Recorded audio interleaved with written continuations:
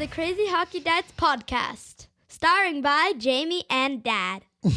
Episode 48, the unfiltered hockey podcast for parents. No sugar, God damn it. No politics, no sugarcoating. We don't have earmuffs. No, no sugarcoating. Wow. No, my God. No politics, no sugarcoating, just real talk for hockey parents in the trenches. Oh my God. You know, it must be what you're wearing on your head. It has to be. It's squeezing my head. It's squeezing my head. Putting too much pressure on your brain. By the way, it is sprinkles. It is quite tight. It's mine. For those of you who can't see me, I have Noah's headband on, and it's a rainbow sprinkled headband, which is pretty awesome. And you look fabulous. Thank you. It makes me want to have ice cream with rainbow sprinkles. He's a barfed up unicorn. Okay. Or that. So anyway, whatever that is, that's what I am. So I'm going to take this off so it doesn't squeeze my head. Special guest today. That's awesome, Noah. We have here. Oh no, I'm getting the sprinkles. We do have a special guest, Noah Levine, and second podcast in a row. Well, that's actually your first. No, I was here yesterday. We practice recorded yesterday. Now we're doing it for real now. That's right. So what? Yeah, I know. Yesterday was just It was a practice run. It was a practice run. Yeah. So in any event, so you're Otto's sister. Yeah. Yeah, and what have you been doing as far as hockey goes in your life? Watching my brother and my dad play hockey. So you've watched us play hockey. Have you played hockey? Yes. And what do you think? No. No, not for you. Yeah. No, why not for you? I don't know. I just don't like it. No. You were saying something about your feet hurting. But you I was wearing my brother's old hockey skates. Yeah. And then it was giving me blisters and cramps, and I was like, why can't you buy me new hockey skates? And I figured out if I'm not going to play for it anymore, it would be a waste to buy new skates. It's true. That's true. So, but if you had better fitting skates, would you want to try hockey again? No. Okay. So I think yesterday you said hard no. So oh yeah, hard no. Hard no. So there you go. So what was it besides the skates, if anything? Was it only the skates, or there was something else that you didn't love about playing ice hockey? I just didn't fall in love with it. You didn't fall in love with it. Okay, that's fair. It happens. Now, you have done a lot of ice skating in your life, though. How old are you again? 8. You're 8. Yes. You sure? I've been skating since I was 4. Since you were 4. Wow. So that's for 4 years, but you prefer doing more figure skating. Yes. Okay. And what is it that you like about that you don't necessarily like about hockey? I don't know. Do your feet hurt in figure skates? Oh, why do you like figure skating and you don't like hockey?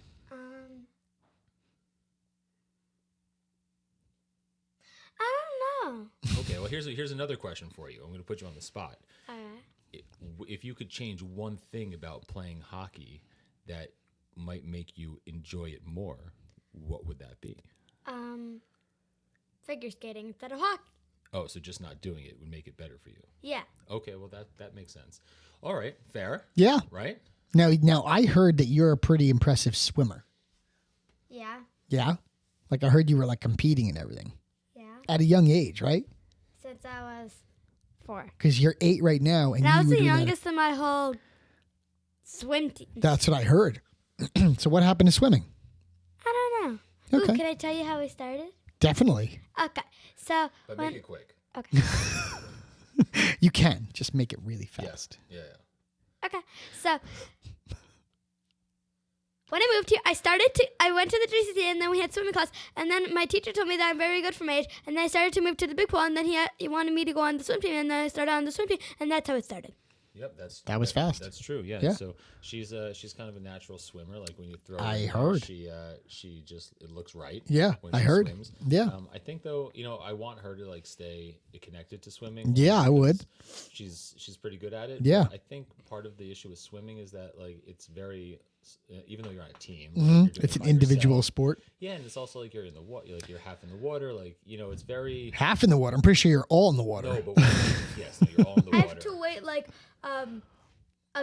25 like each race I do. I have to wait 25 other races until I have to do it, and I'm just like waiting out of the pool mostly. It's like a And it's just, wrestling. like- It's like a wrestling Like tournament. waiting. Yeah. Yeah. For your heat and stuff like that. Yeah, that's hard. But I think it's it's not like you're in a pool. Like it's very like you're very within your own head. Like, Yes. So, Yeah, no, it's an individual sport. No, right, You know? but like Hard yeah, to lean on teammates. I guess if you're doing like a relay, but other than that, it's pretty individual. No, right. you know, Yeah, no, for sure. But like even I think about like tennis, right? Like tennis, like you're same. No, it's same, but play on like, a team, but like very individual. You're not you're observing like what's around you. Sure. You know, like you're interacting with your opponent. True. You know, maybe you're playing in front of other people. True, With true. Swimming, like while that's all, you're not talking to anyone. You're not like you don't have eyes on the person in the lane next to you necessarily. I mean, some do, but all I'm saying For the is that, most like, part, I'm pretty it's sure it's a you're pretty isolated activity. Yeah, I think it's true. I'm assuming track and field would be a similar situation, right? You're in lanes, right? Yeah. Like runners, like I'm talking like sprinters and hurdlers and that type of stuff. Except right? you're not wearing a very, very, very uncomfortable swim hat, which is made out of rubber, which pulls your hair out, and you're not wearing a very tight swimsuit. But you know how you could change that? Just shave your head. No. Okay, I don't like my hair. Listen, I was just giving you an option. Oh, and I think we wear tight bathing suits. It's like a reason why we wear tight bathing suits. Why? I think I know why. Yeah. Why? Why do you think it is? I don't know. Do you think it's like just a fashion thing? I think it's like tight so it hurts you. You go fast, so it's done. Then you can fix it. Because it's tight, right? So you don't have a lot of like loose material on your swimsuit. Nothing dragging you back. Right. So less drag equals faster. Right? So that thing's probably really skin tight. Do you have a tough time breathing when it's on? You're like this. Hi, Dad. Hi, Mom. I could stay underwater for like at least 30 seconds. Can you? Get out of town. Unreal. That's Unreal. impressive. That's really impressive. I can't do that. How long? Oh, can you stop do it? lying. I can stay underwater for like 2 seconds max. Stop it. Max. Maybe 3. He's If I lying. take a really deep breath, maybe 3. He's lying. Jamie's actually a very good swimmer. Remember that when we were kids. Also good at diving. Jamie's a good diver. He could do all kinds of different dives. The first time I died in competition, it I was used very, to be very somebody. sad. The The what? first time I died, it was very, very sad. Why? The first time I dived, Oh, you were sad when you dove the first time? it was very, very sad. Did you hurt yourself? I mean, let's just say it turned into a belly. Oh, it did. Mm-hmm. Nice red Flopped. skin Flopped. after that one. Yeah. Yeah. Well, let me ask you a question. It only stinks for like a second, right?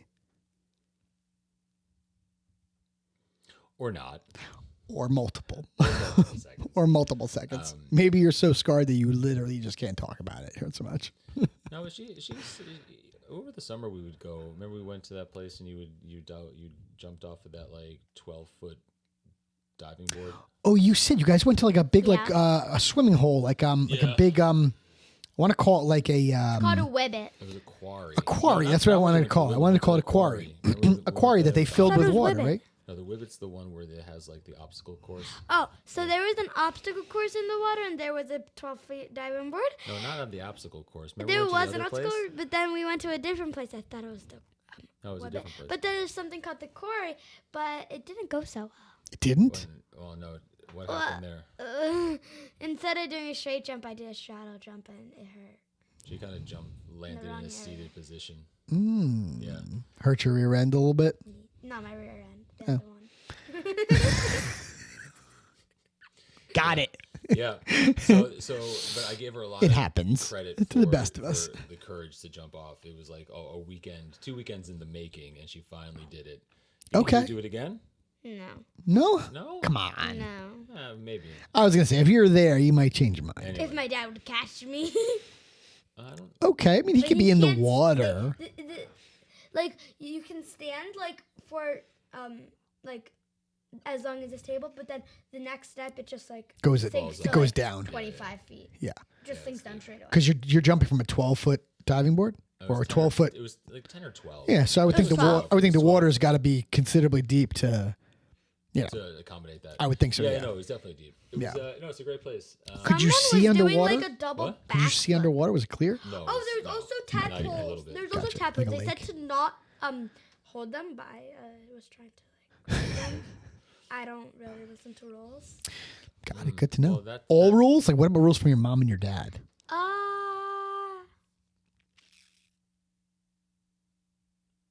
You know, dead air is a great thing for a podcast, by the way. Yeah. Nice. But then I'm doing good. Dead air is a On my first great time. thing. There she goes. No, Rule I'm just breaker kidding. right there. That's Anyways, right. listen, no, we're going to start talking about hockey now. Okay. But Can I stay to hear some? Yes, but I'm just going to ask you to slide over there because I need to use the headphones. Is that cool? Thanks for coming on, Noah. That was awesome. Yeah, thank you, sweetheart. Thanks for doing the introduction, and thanks for letting me wear your headband. Yeah. Because rainbow sprinkles are my favorite. Right? I mean, how cool is that?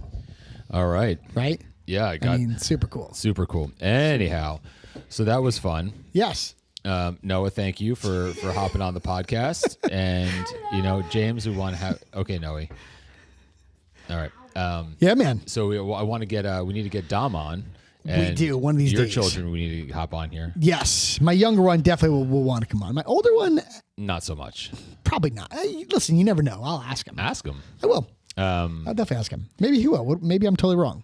Yeah. Anyway. Yeah. All right. That's so thanks everyone for tuning in again for another episode.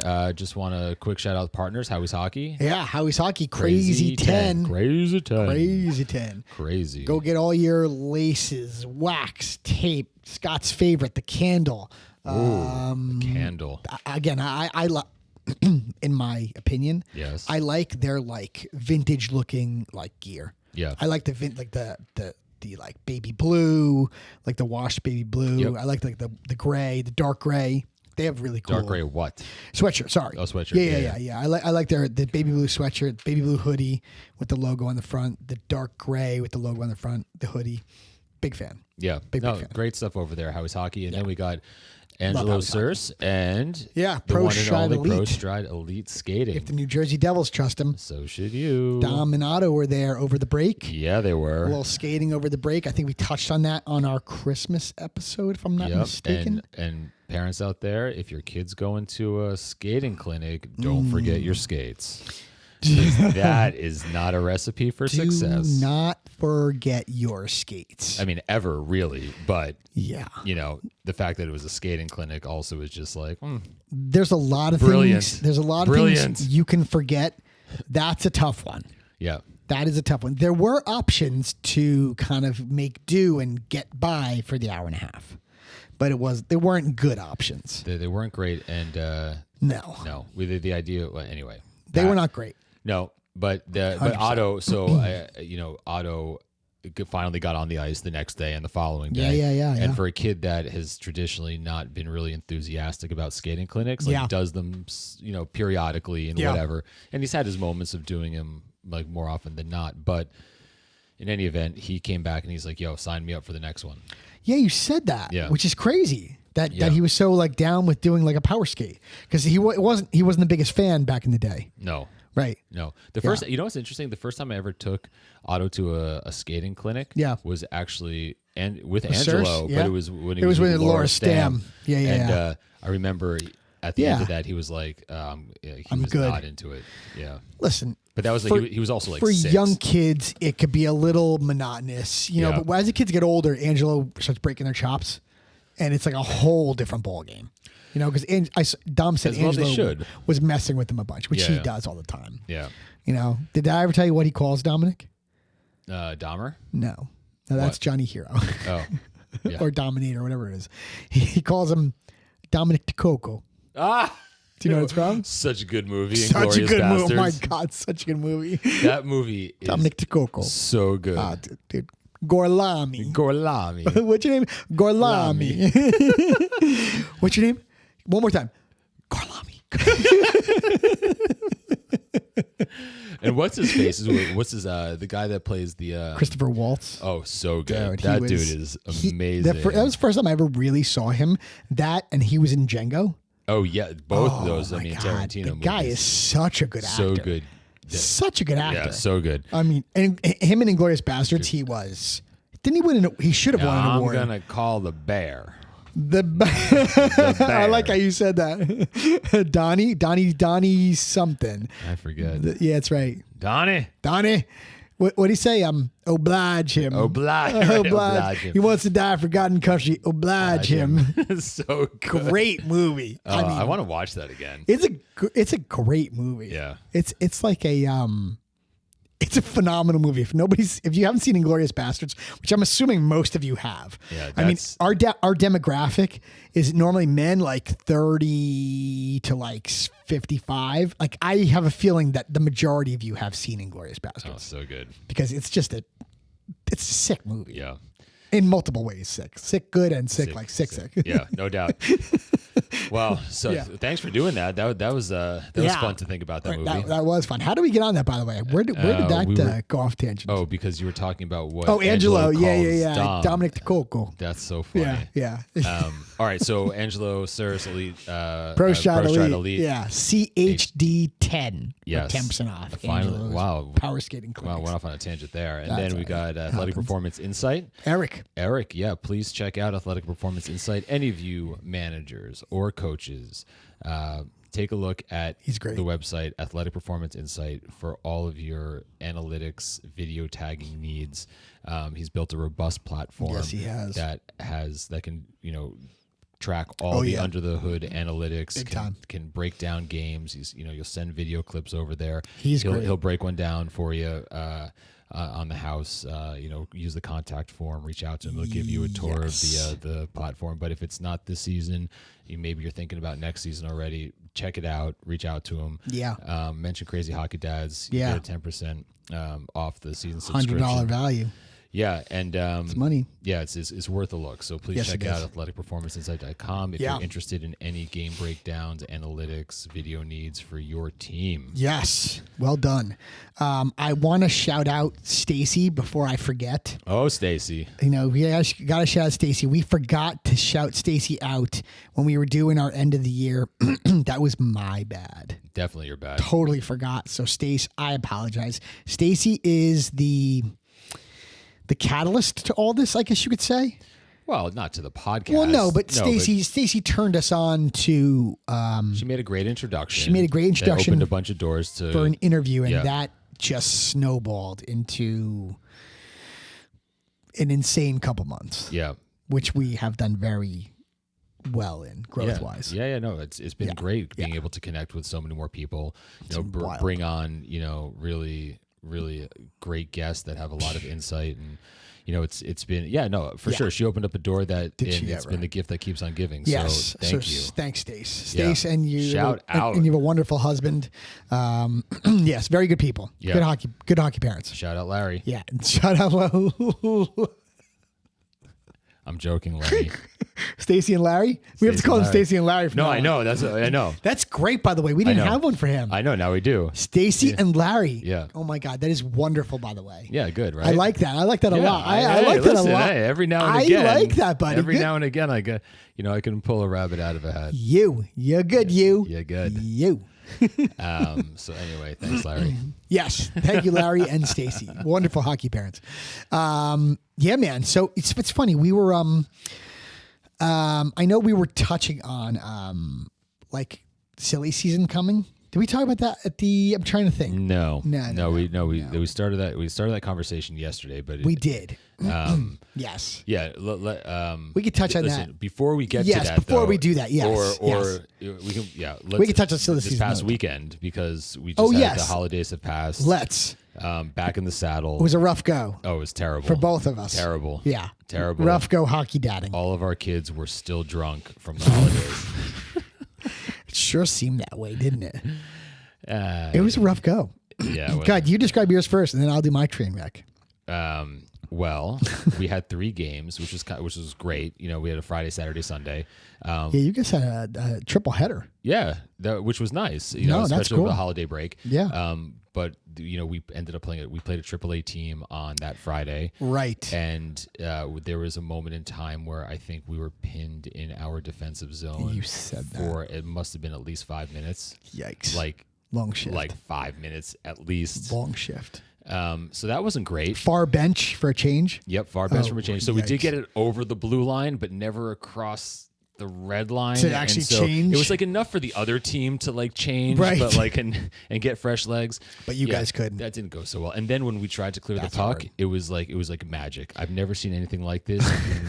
We I know passed what you're gonna say. tape to tape to their defense. To their tape. To their tape. Isn't it funny how that works? You're like, Yeah. wow, that was a really nice pass if it wasn't to the other team. Oh, no Like, that doubt. I pass was would've like, been- you've never seen such an But that would have accurate been a pass. serious pass if it was not to the other team. Yeah. So there was a few of those. Yeah. It No, but happens. in all seriousness, it was a tough weekend. We played a AAA team. Yeah. That score didn't get out of hand, thankfully. But the No, it following, was a close game, right? It was, but Yeah. one of our goalies was injured. We had said a that. backup goalie, the fill-in goalie, Who was doing some work. who played really well in that Doing game. some work, yeah. Kept Kept you guys in the game, us right? in the game. Yeah. And then Listen. the next two games, we ended up losing. I think it was 7-1 and then 8-2. Got it. Yeah, and Okay. the last of the three games, it was against a 12U team. Yeah, you were We're saying 11U, so okay, were also saying that. better comp. But the one in between is a team Yeah. that we had gotten smoked by, then we beat them, and then I got smoked by them again. But it's like at this point, it's almost like Yeah. it's tough. It's tough to see when the kids are just not clicking, And on one hand, they're kids, and there's plenty of mistakes that are going to be made, but it's also like it gets frustrating because you want to see some, you're looking for the bright spots, and when it becomes, it's, I don't know, dude. This weekend it was hard to find, Yeah. Unfortunately, I know what you're saying. We also had a rough go. Yeah. You know what I mean? Similar to what you guys, our scores weren't so lopsided, but we had a rough go also. Yeah. You lost the teams that you should have beat. Both Yeah. were teams that we have beat. We beat one 3 times and the other 2, I think. Yeah. Listen, just shows you that you don't play the game on paper either. Right? 100%. Right? I mean, and when you decide that you really don't want to go maybe as hard as you should be going, Yeah. and the other team is getting up for it, things happen. Well, and one of the things that happened All the for time. us, what happened for us, and I know you've seen it, and so many of the listeners have also, but like when the wheels start falling off, then Oh, yeah. kids they want to be the hero.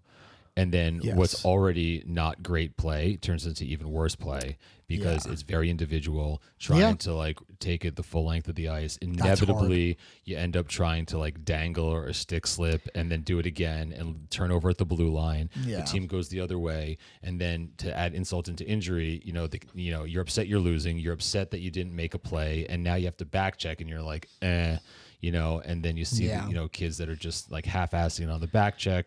It's like, it's just all over the place. And I think I was telling you, but, at a certain point, I kind of want to see like, if these fundamental things are not being done, right? Such as like, give it all. It's frustrating. Give it all you got. Now, listen, if you're on the ice for a 5-minute, like That's a whole whatever, other that's a story. different story. That's a But, different story.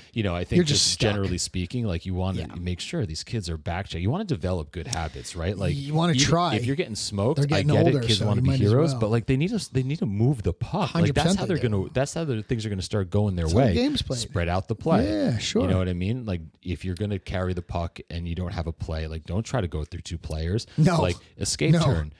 Put on the brakes. Yeah. Take it behind the net. Look for the Regroup. trailer. Yeah, regroup. You know what I mean? Like Yeah, just yeah. don't.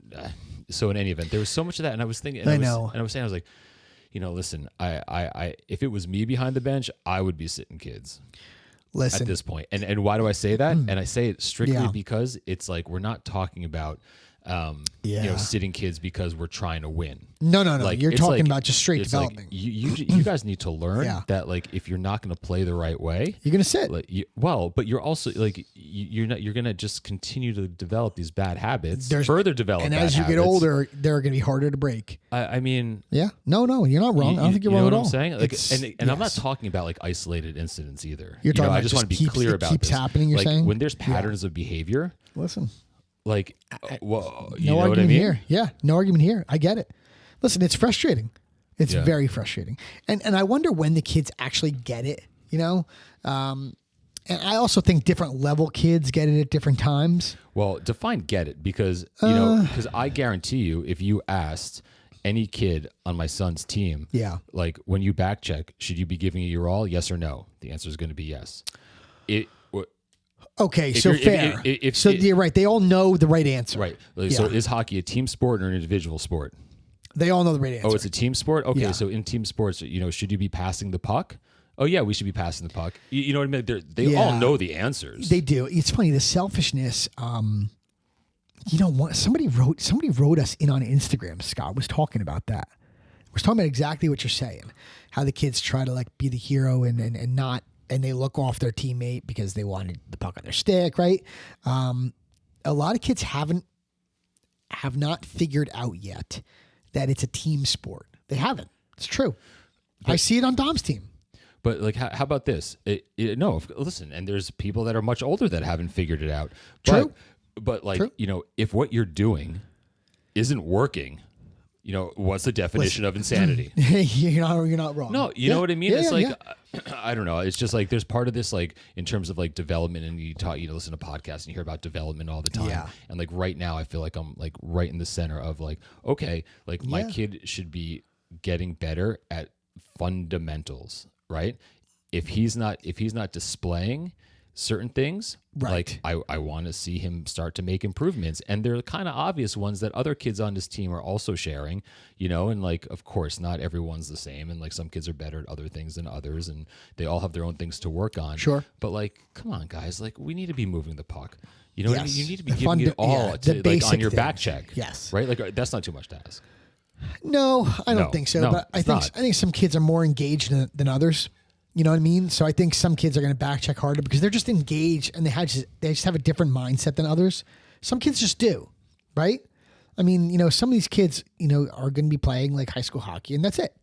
They're going to play like, regular, right. And that's fine. But listen, for any kid, right, that isn't like as engaged as you say, right? Yeah. Fast forward the tape, like let's say 2 years. Okay. Right. Let's just say then 2 years. Now you're hitting.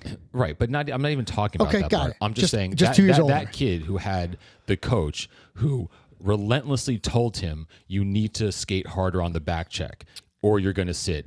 And at times that kid was sat.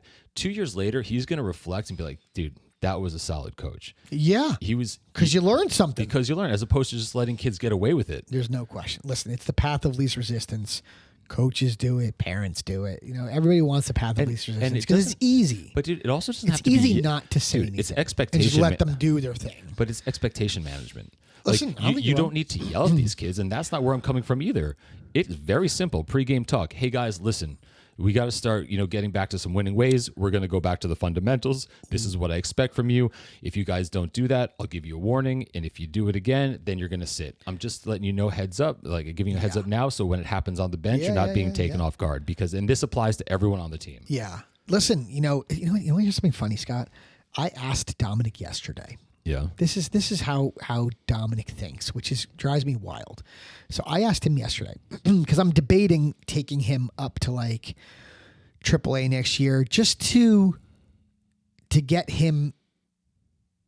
What's the word I'm looking for?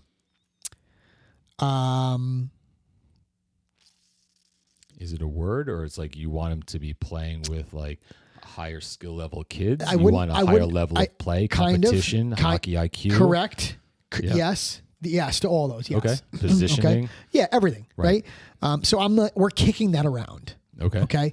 And if Dominic was still on his old Rockets team, okay, I can almost guarantee you that if Dominic was not busting his rear end, he would be sitting. Okay. And he would be sitting for the whole game. Right. Okay. And I said to him, Dominic, I said, let me ask you a question. I said, let's just say that you were there this year or you go there next year and you have to earn your playing time. Yeah. Right? I mean, now you're going to be a second-year bantam, right? Like you have to earn your playing time, right? I mean, that's coming, whether it's next year, the following year, it's coming. High school, right? That's all coming. So I said to him, I go, tell me your mindset. I go, if you're not playing, right? I go, let's say you're not playing well in practice, you're not hustling in practice, so the coach is not going to give you a lot of playing time, in the game, and you go into the game and you demonstrate that you're not into it and you're mad because you're not getting a whole lot of playing time and you're not going to get a whole lot of playing time and you don't skate hard. And then the coach sits you. Okay. I go, what's your demeanor going to be on the bench? I said, what are you going to be like, Dom? And he's like, I'm going to be angry. I go, and that's the problem right there. I go, Dominic, you should be up there rooting your team on, giving high fives, talking to the guys that are playing, banging on the boards when somebody blocks a shot. I go, that's the problem right there. But I go, you're going to sit there and you're going to sulk and you're going to say, woe is me, instead of going out and busting your hump and earning more and showing the coach that you want more playing time. Well, let me just say this, though. That's the conversation I had yesterday. Well, and it's very valid. I don't know how to change his mindset. But let me just... Don't I do it? Listen. But both can be true. He can be angry, and he Fine. also can do all those other things. 100%. So, but what he does, what he's demonstrated in the past... Right, that behavior has been... He goes out there, and he gets pissed off that he's not going to play, and he mails it in. He shuts it down. It is an awful attitude. Right. It's just awful. Yeah. And I don't know how to change it, Scott. I do not know how to change listen, it. let me tell you something. We're working on like mindset stuff. We're working on like, positive self-talk. It fucking doesn't work. Listen. I think he just needs to get more mature. You yourself can't knock him change upside it. the head. you yourself can't change it. It's an inside job. And I honestly think that it's part maturity and part like he has to feel the burn. And if your hand touches that flame enough, so that's my feeling. No, that's the way it works a lot of the time. That's where my head is at. Right. So I'm saying, you know what, Dom? Maybe we go up next year because you're skilled enough to make a AAA team. No question about that. Yeah. And if you don't perform, your ass is going to sit on the bench. Right. And I will like that. Right. As a parent, I will like that because he will have to learn a hard lesson. And I'm okay with that. Yeah, I said to him, I go, Dominic, I don't care if you don't play the entire season. But does he want to play AAA? Listen, I think he wants to be around more diehards. Maybe that's the word. Maybe that's too extreme. Well, yeah, whatever it is. Anyone that's that's more passionate, perhaps. Yeah, fine. Whatever the word is. Yeah. But I love Dom's coach right now, but he can't sit him for an entire game. No, he can. No, he can. No, he can. He can, but can't. No. Listen. It's a choice. Listen, it's a hard choice. Listen. Oh, well, listen, yeah, I mean, we're not grading the choice. I suppose he can. I suppose he can. But so that's where I'm kicking around. But what I'll say though is that if you're DM us if you're having the same problem. Yeah, no doubt. Yeah, we'll be miserable together. No, I'm not miserable. Actually, I actually don't mind it because Dominic is learning. Right, and he's learning a hard lesson, which I like. Yeah, no, listen, those might are as some well of the learn best it now lessons learned. at 13, 14 than when you're in your 20s. No doubt about it. I keep telling him, I go, you have to earn your playing time. Yeah. Period. End of story. So you want to hear something funny? Sure. Ish. I like funny. Ish. Okay. So curious where this is going, but okay. I was on the phone with Orly and Otto earlier, and they were at a clinic yesterday. Dom was there. And everything. And, Dom was there. I saw him briefly last night, but I was just catching up with him, Otto, on the car ride. Oh, when he came home? No. This is on the phone earlier. Oh, gotcha. And, I was just, he was getting ready. He was going to practice, and he wears Helios, the tracker. Right. And Orly just mentioned, he goes, oh, you got a high hustle score yesterday. Oh, for last night? For last night. Oh, cool. And I said, oh, dude, that's awesome.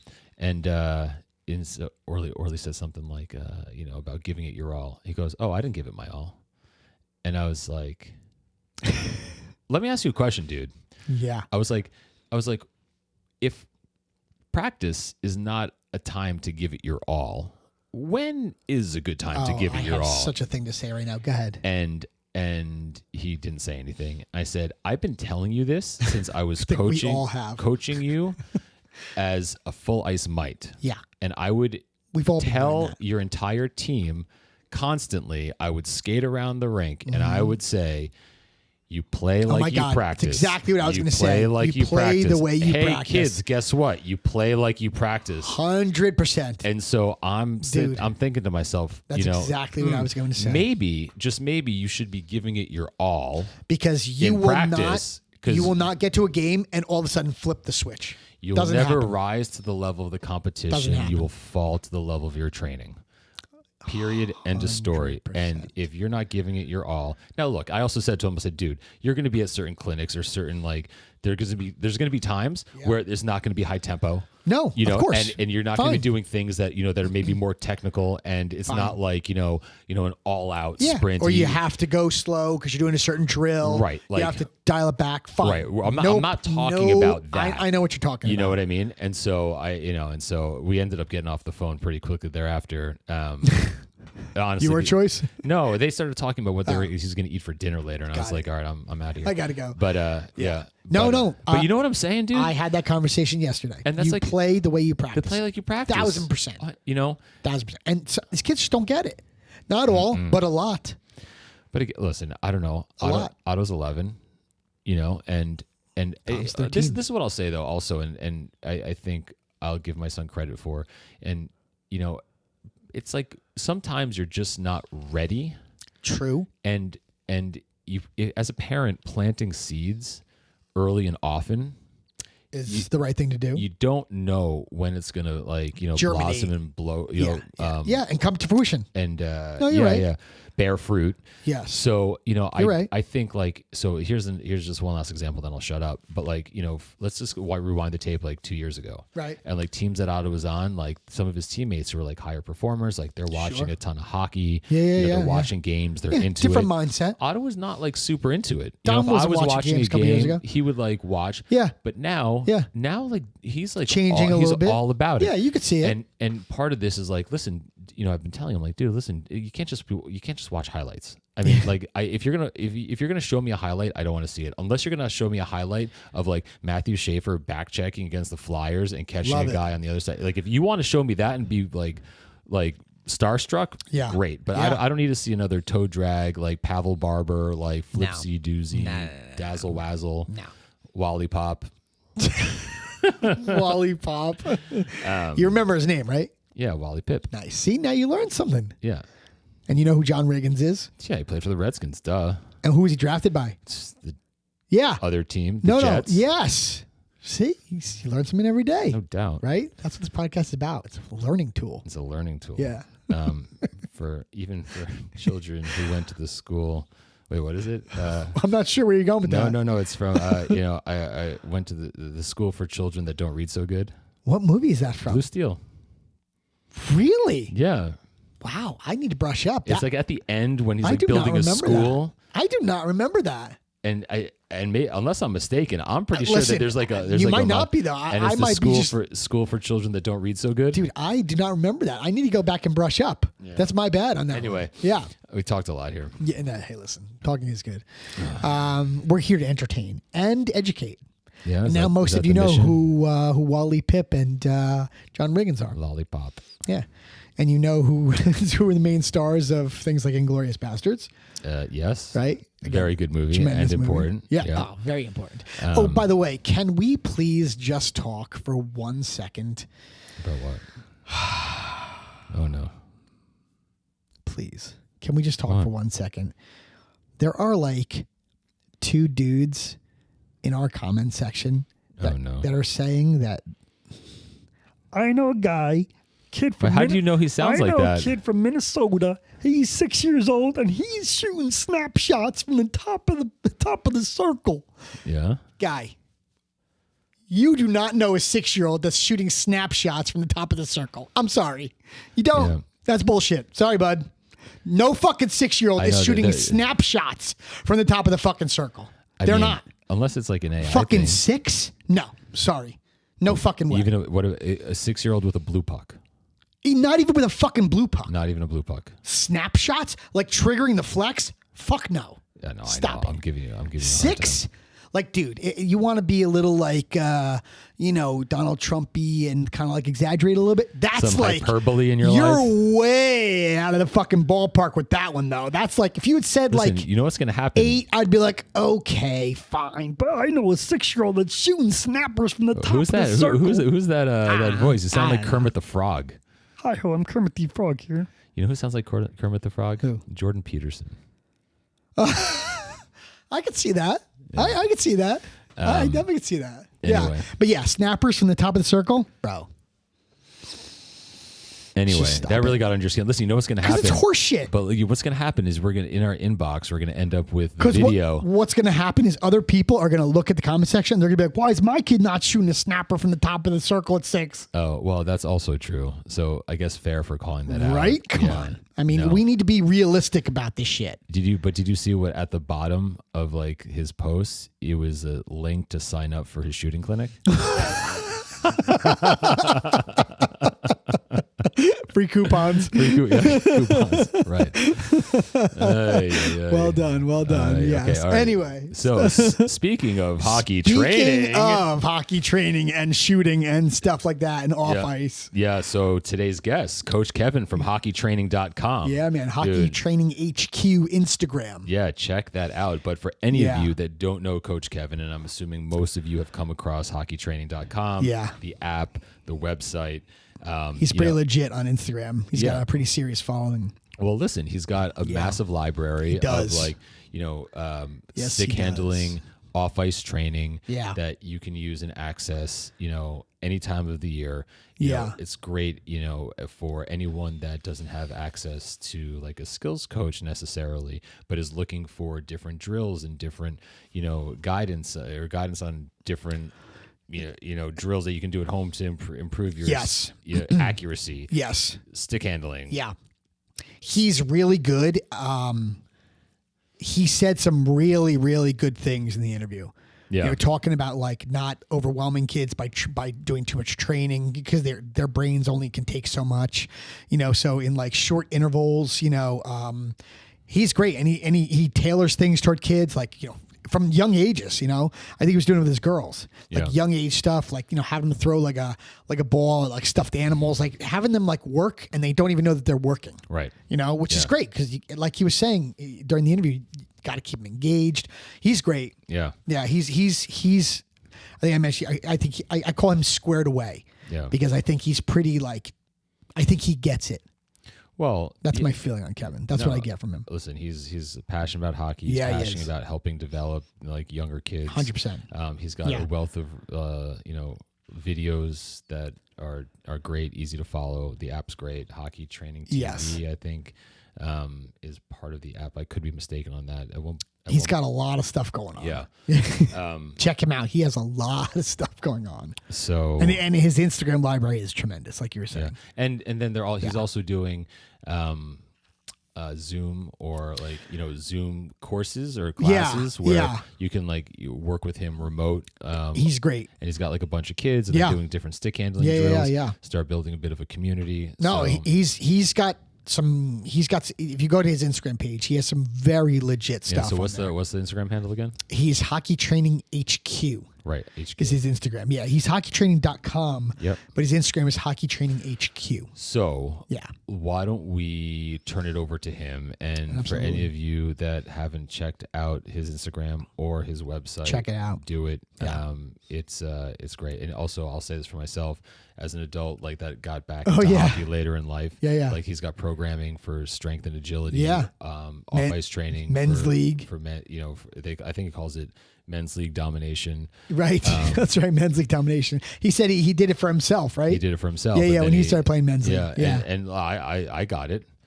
Yeah. Yeah. Yeah. You said that. Yeah. That was like back in 23, I think. Apparently he was a pretty legit football player too. Oh, he took a break from hockey, I think, to play football, but his passion brought him back. Yeah. No, you guys are going to like the interview. I thought he was great. Yeah. So let's kick it over to Coach Kevin. All right. We'll see you on the other side. All right, my man. All right, everybody. Welcome to our next interview. Today we've got Coach Kevin, founder and coach behind hockeytraining.com. And if you haven't been to the website, definitely have to check it out.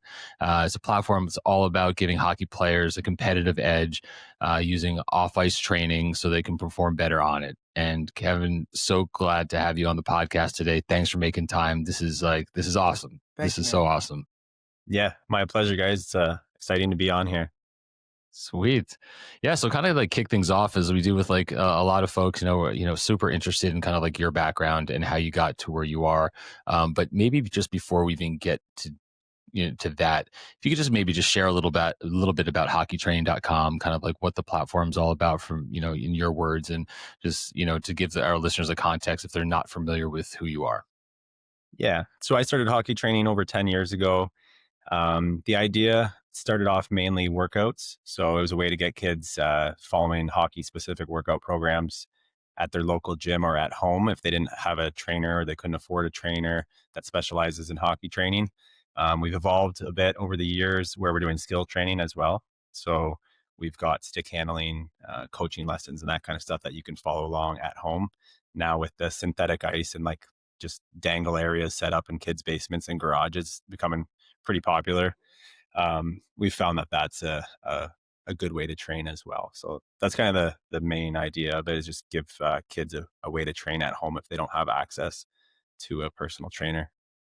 Yeah, that's, and I'll also say that there's also programming for adults too, not just for kids. I am the owner of men's league domination 23, I think. So you bought that? Oh, yeah, nice. 100%. Oh, yeah, very no, cool.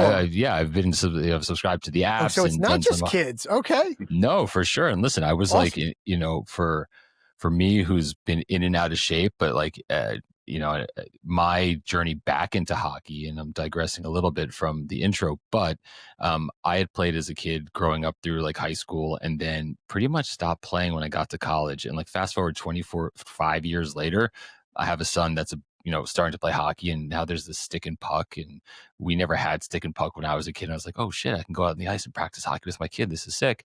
But then I'm like reading, like, you need to have the full equipment. So then I get all the gear, and then we moved out of New York City into New Jersey, and I see my gear sitting on the floor, and I'm like, shit, I can like start playing again, And it was like, then I start getting back into it, join a men's league team, blah, blah, blah. But I'm like fucking out of shape, and I'm just like, shit, I need help here. And I'm researching stuff for my kid, and I came across, hockeytraining.com, and then men's league domination.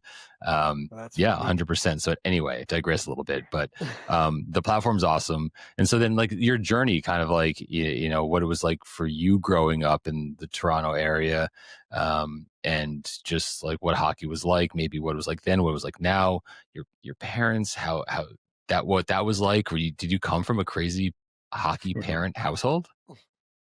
I didn't come from a crazy hockey parent, but I would say my dad was a big hockey fan. So he built us a outdoor rink when we were younger. So I'm the youngest of three. So I think I was about 2. I don't think I was quite 3 yet when I put on my first pair of skates. Oh, wow. Went out on the backyard rink and just kind of fell in love with it on the backyard rink. And then I joined we call it tyke hockey. So I guess that would be like mites or whatever. Mites. Yeah, sure. Yeah. So I joined that a year early. So I think usually about 5 years old is when you used to join it. Now I joined it when I was 4, which was kind of rare back in the day. I loved hockey when I was little. So he threw me out there with my brother for a year before he moved up. So yeah, I got started pretty early and just kind of fell in love with it. My dad was a big fan, but he was actually a great hockey dad. He supported me a lot, but he didn't push me too hard. He kind of, anytime I wanted to go into like power skating and stuff like that, he would let me go. He didn't push me. Like my brother was kind of not as crazy. He liked hockey, but it wasn't as crazy, and he didn't really want to do the power skating. So my dad was just like, okay, we'll just throw you in hockey. You play your normal stuff. So yeah, I was really lucky to have a good hockey dad. Kind of let me do my own thing, and I'm a very competitive person, so I kind of did push myself. At the same time, I wish I did get pushed a little bit harder. I think I don't want to say anything negative about my coaches growing up or anything like that, but if I ever had like someone who like really kind of pushed me more, I'm the type of person who like I'll go all in on something that yeah. So I feel like I kind of missed out a little bit there. And that's one of the things with me being a coach now. I want to help those kids. Like you can spot the kids who really, they do want to improve. So I want to be able to spot those kids and kind of help them out. But yeah, I grew up playing locally, tried out for AAA every year here. It's pretty competitive. Now I feel like there's more options for AAA with some other leagues popping up and stuff now. But back then there was basically one AAA team I could try out for in my kind of zone. And it was one of the last cuts pretty much every year. Like they would do cuts throughout, and I would get to the last cut every time, get pulled in the coach's room. Sorry, we can't take you this year, whatever it was. And it would crush me every year, and I would go try to work hard back in my minor hockey team. And I was always kind of like near the top or at the top of my minor hockey team, but could just never really break through that AAA level. Ended up getting to junior C hockey Back then it was called Junior D. Now they named it Junior C. So it's like OHL, then it's Junior B. So the guys who are kind of on the fringe for OHL go to Junior B, and then it would be the next level down from that. So it was pretty good hockey, nothing crazy. Played there for 2 years. Then I went back, played high school hockey. I got into football a little bit. I was a pretty good high school football player. So I got kind of recruited to my local university here. Played a year of university football just on the practice squad.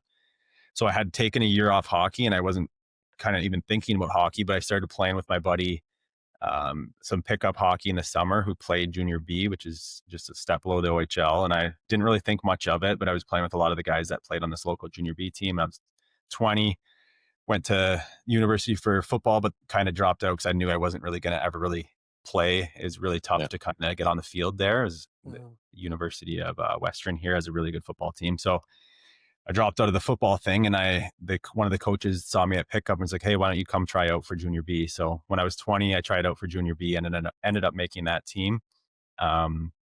Pretty crazy turn of events. Ended up getting released like 3/4 of the way through the season. We were on a 17 game winning streak.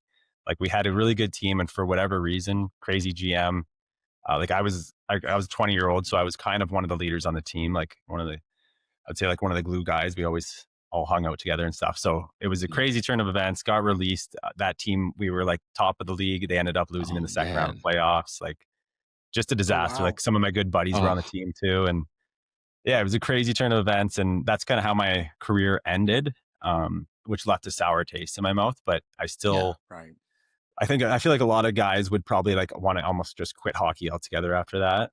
But I still just loved it. So I kept playing men's league after that. And yeah, kind of got more into the training side of things. And yeah, if you want to get into like how hockey training started, that was about 4 or 5 years after that, I'd say.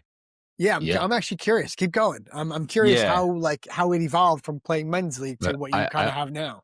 I also just want to call out one thing, and it's like, James and, Kevin, we've talked about this a bunch, and like, we're not the only ones without a doubt, but, just developing the love for the game. Right.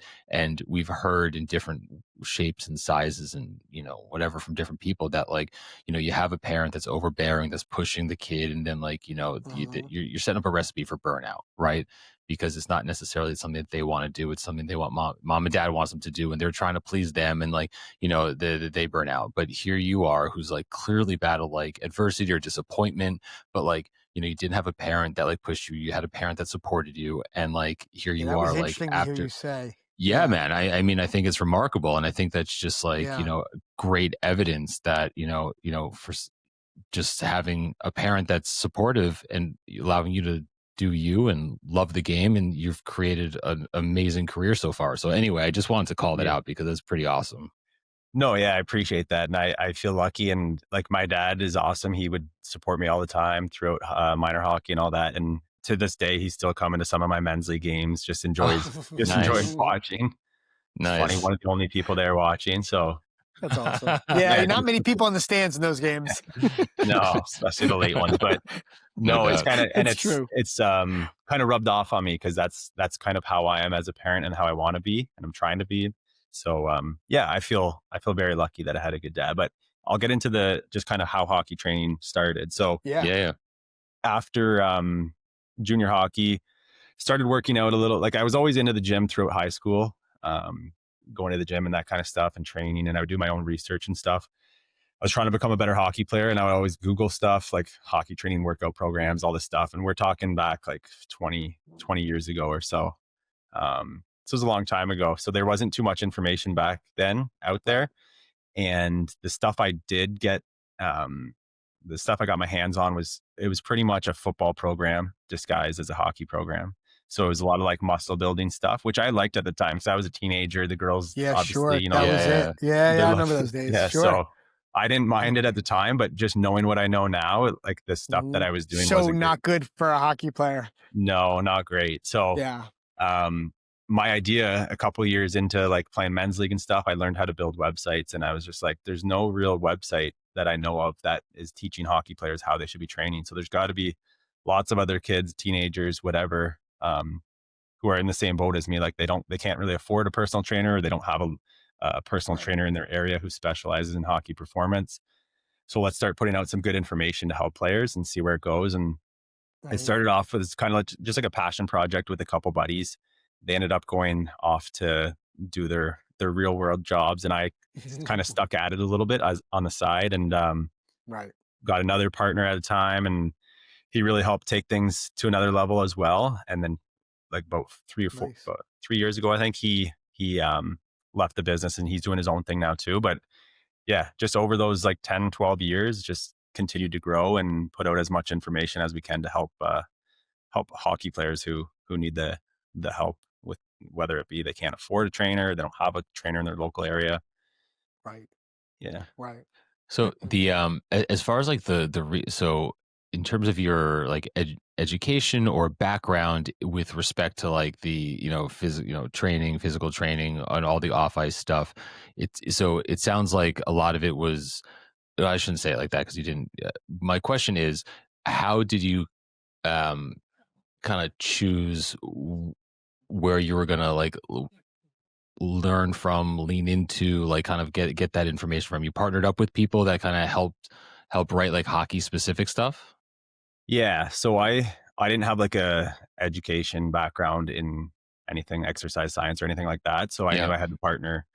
I wanted to partner with people who knew what they were talking about. I knew from experience, which I think is honestly like 70 to 80% of it. No question. Like Maybe studying even more. textbooks. Yeah, studying textbooks is very important and stuff, but I think experience is a big thing. So I did have some experience, but I wanted someone who actually had the research and all that, and the experience with players and stuff. So yeah, I partnered with a guy named Coach Dan Gardner, who knew a lot of stuff. He's a really smart guy. He's moving on. He's working with professional athletes now and doing like blood testing stuff and all this crazy stuff. Oh, wow. He's getting into like heavy duty, like big time. So he was great to partner with for the first little while. He created all the training programs. I did like the videos, and I would do some of the skill stuff. We didn't do too much skill stuff back then, and then now, when he left, I knew I had to find someone else to kind of help me. So I got Coach Tim Labossiere from the Boston Bruins. Mm-hmm.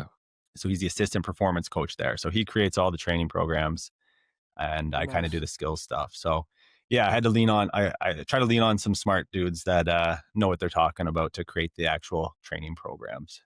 Yeah, because I remember when I got the men's league domination, like at first I was like, I was super pumped to like get going. And then like, I'm starting to look at the program. I'm like, damn, this is like a lot, and it was intimidating at first, to be totally honest with you. And like, I would pick and choose some things that like, were either more familiar, or I didn't have to spend a lot of time in the gym really kind of, figuring out. But I mean, there's no doubt there was a ton of thought and like a ton of information. And I was like, shit, I wish I could spend all day in the gym and just like do this, because it seems so clear that there was exercises that I should be doing that like I had never even thought to do.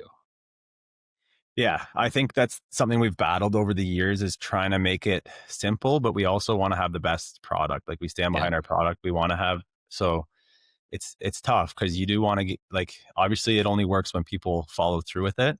Right. So we've been working as hard as we can to try to make as many videos, and we've got like the PDF guides to like really explain everything. And we're there now with the new Hockey Training HQ app. They can like DM me and I'll answer questions. And we've got like this AI bot who has all of our knowledge just stored in it, so that if they want like an instant answer, they get something. Yeah. They can get something right away until we are back on the computer. Right.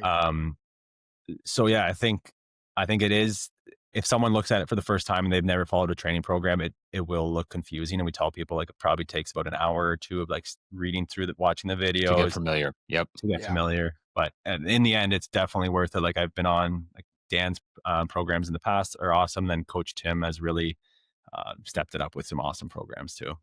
Yeah. Nice. So one of the things that came up, James, sorry if I cut you off, but like we were talking to Angelo Sursa, skating coach of the Devils, he was talking about plyometrics, and that was something that I thought was interesting. No, and like how just like the idea of like that it's not the best thing for younger kids. Now, I'm not saying it is or it's not, but I guess like one of the things I wanted to just ask you about was like, young kids and starting to train.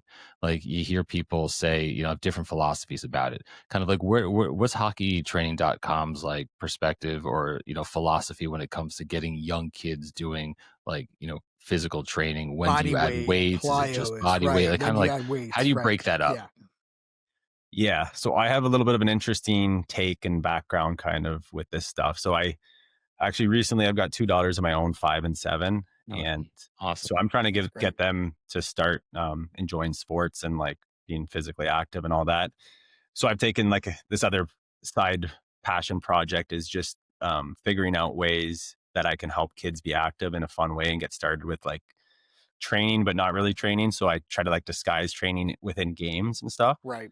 Yeah. So I've got this little side business thing going on where I post, I'll send you guys the Instagram later, but it's a way for like young kids to kind of get into just athletic development. Cause if you look at the numbers, the kids who stay in sports are the kids who are performing better at younger ages. So if your kid is one of the top soccer players or the top hockey players or top basketball players, there's a much higher chance that they're going to stick with that sport or any sport throughout. So the kids that are dropping out at younger ages are the kids that can't really keep up type thing. So I really want my kids especially, but every parent, I want to help them out, get their kids physically active so they feel confident and they can stick with sports. So my whole thing is from like 2 to let's say like 8, you want to make things just as fun as possible with any type of training you do. So like, I don't ever call my stuff training, but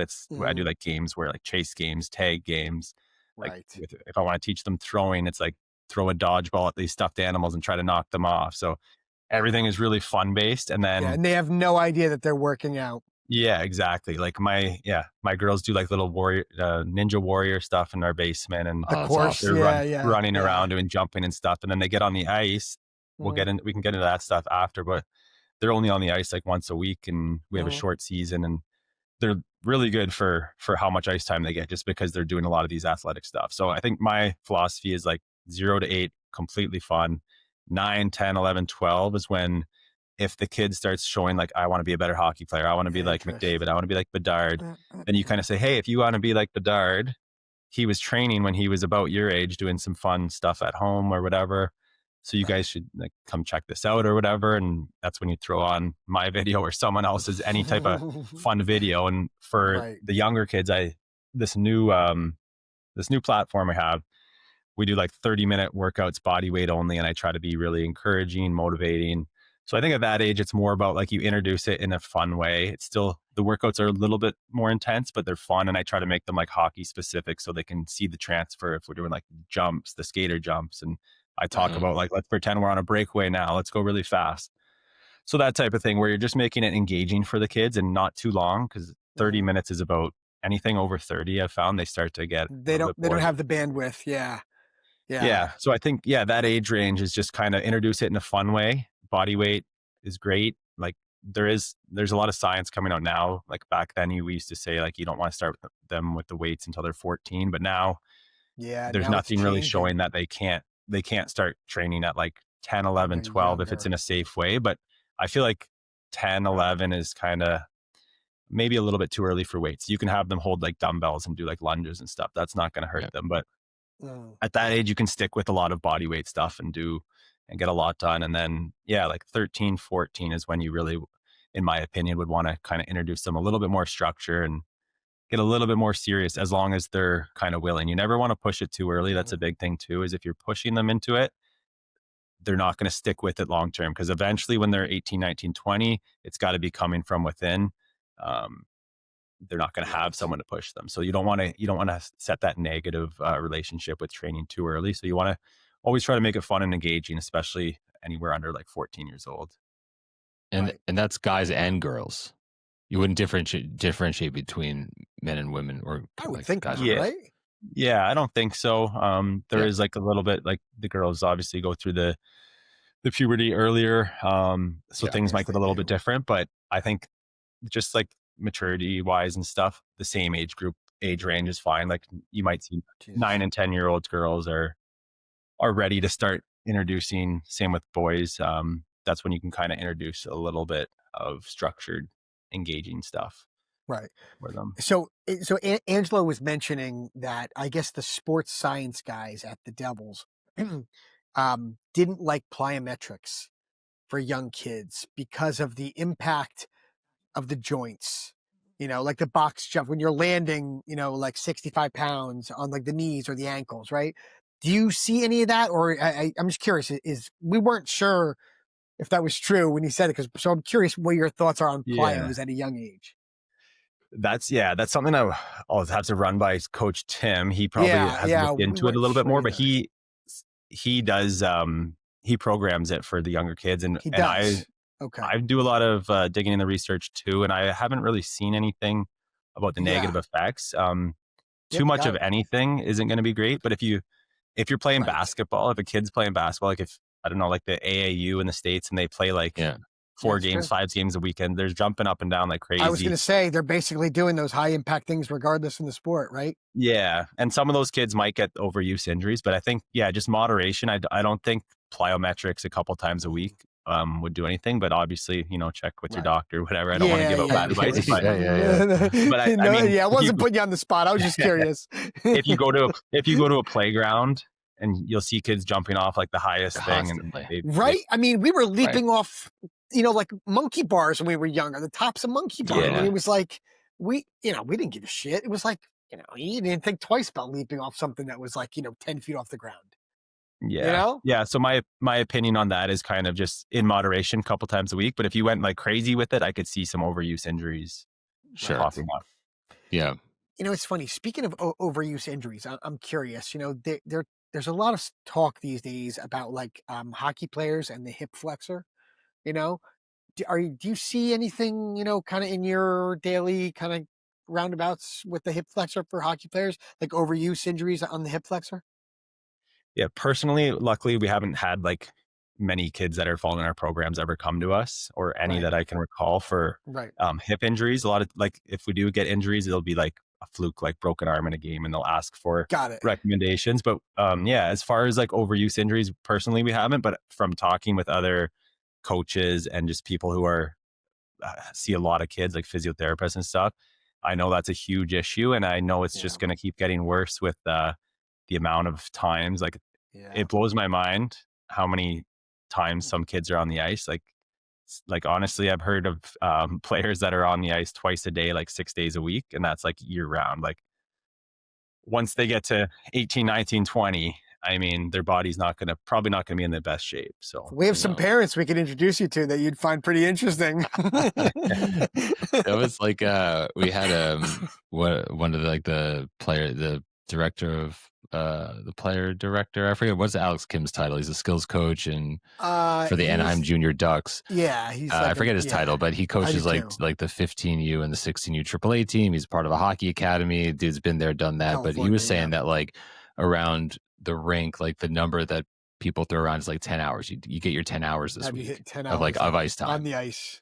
And it's just like, wow, 10 hours. I'm like, there's only 7 days in a week. I mean, makes you wonder. My thoughts on that are like, first of all, it's not going to be great for your hips, that much skating over a long period of time. If you do it for a couple of years, I'm sure you're going to be fine. But once you add up 20 years, like, you hear about guys, I don't want to name drop, but there's a couple of big NHL guys that have been on podcasts, and they talk about they've like double hip replacements and stuff.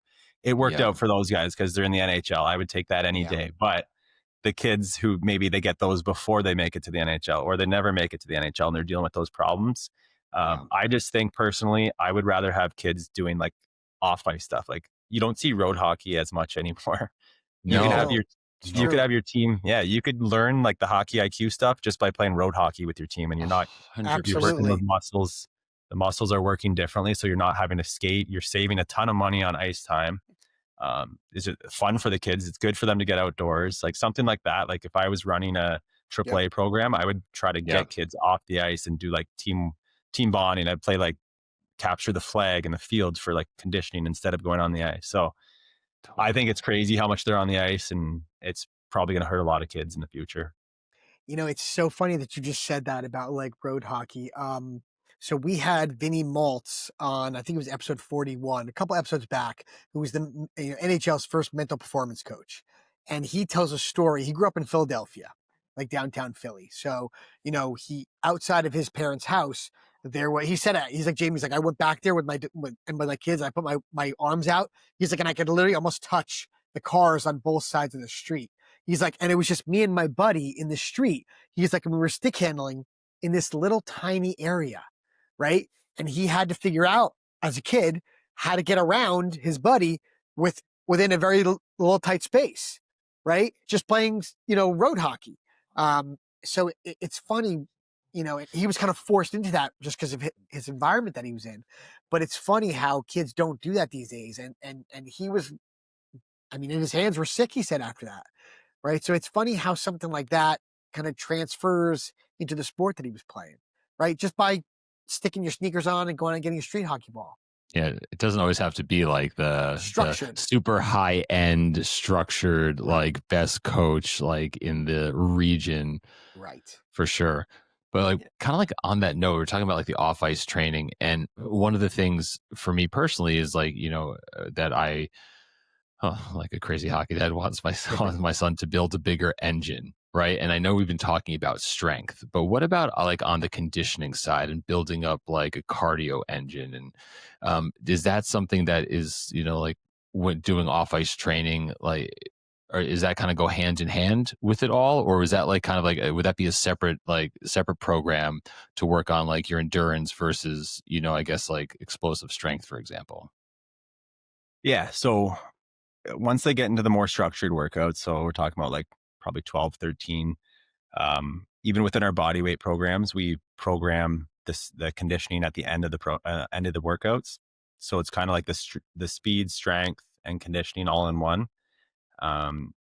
So yeah, the kids can definitely get started with the conditioning. I find that usually kids should get an aerobic base built up just because they're being kids running after each other at recess, playing a lot of hockey, playing whatever they're doing. They're building up that aerobic base. But yeah, we do include the conditioning work towards the end of the workouts, and that could look like a sprint shuffle. Like you might sprint 25 yards, sprint back 25 yards.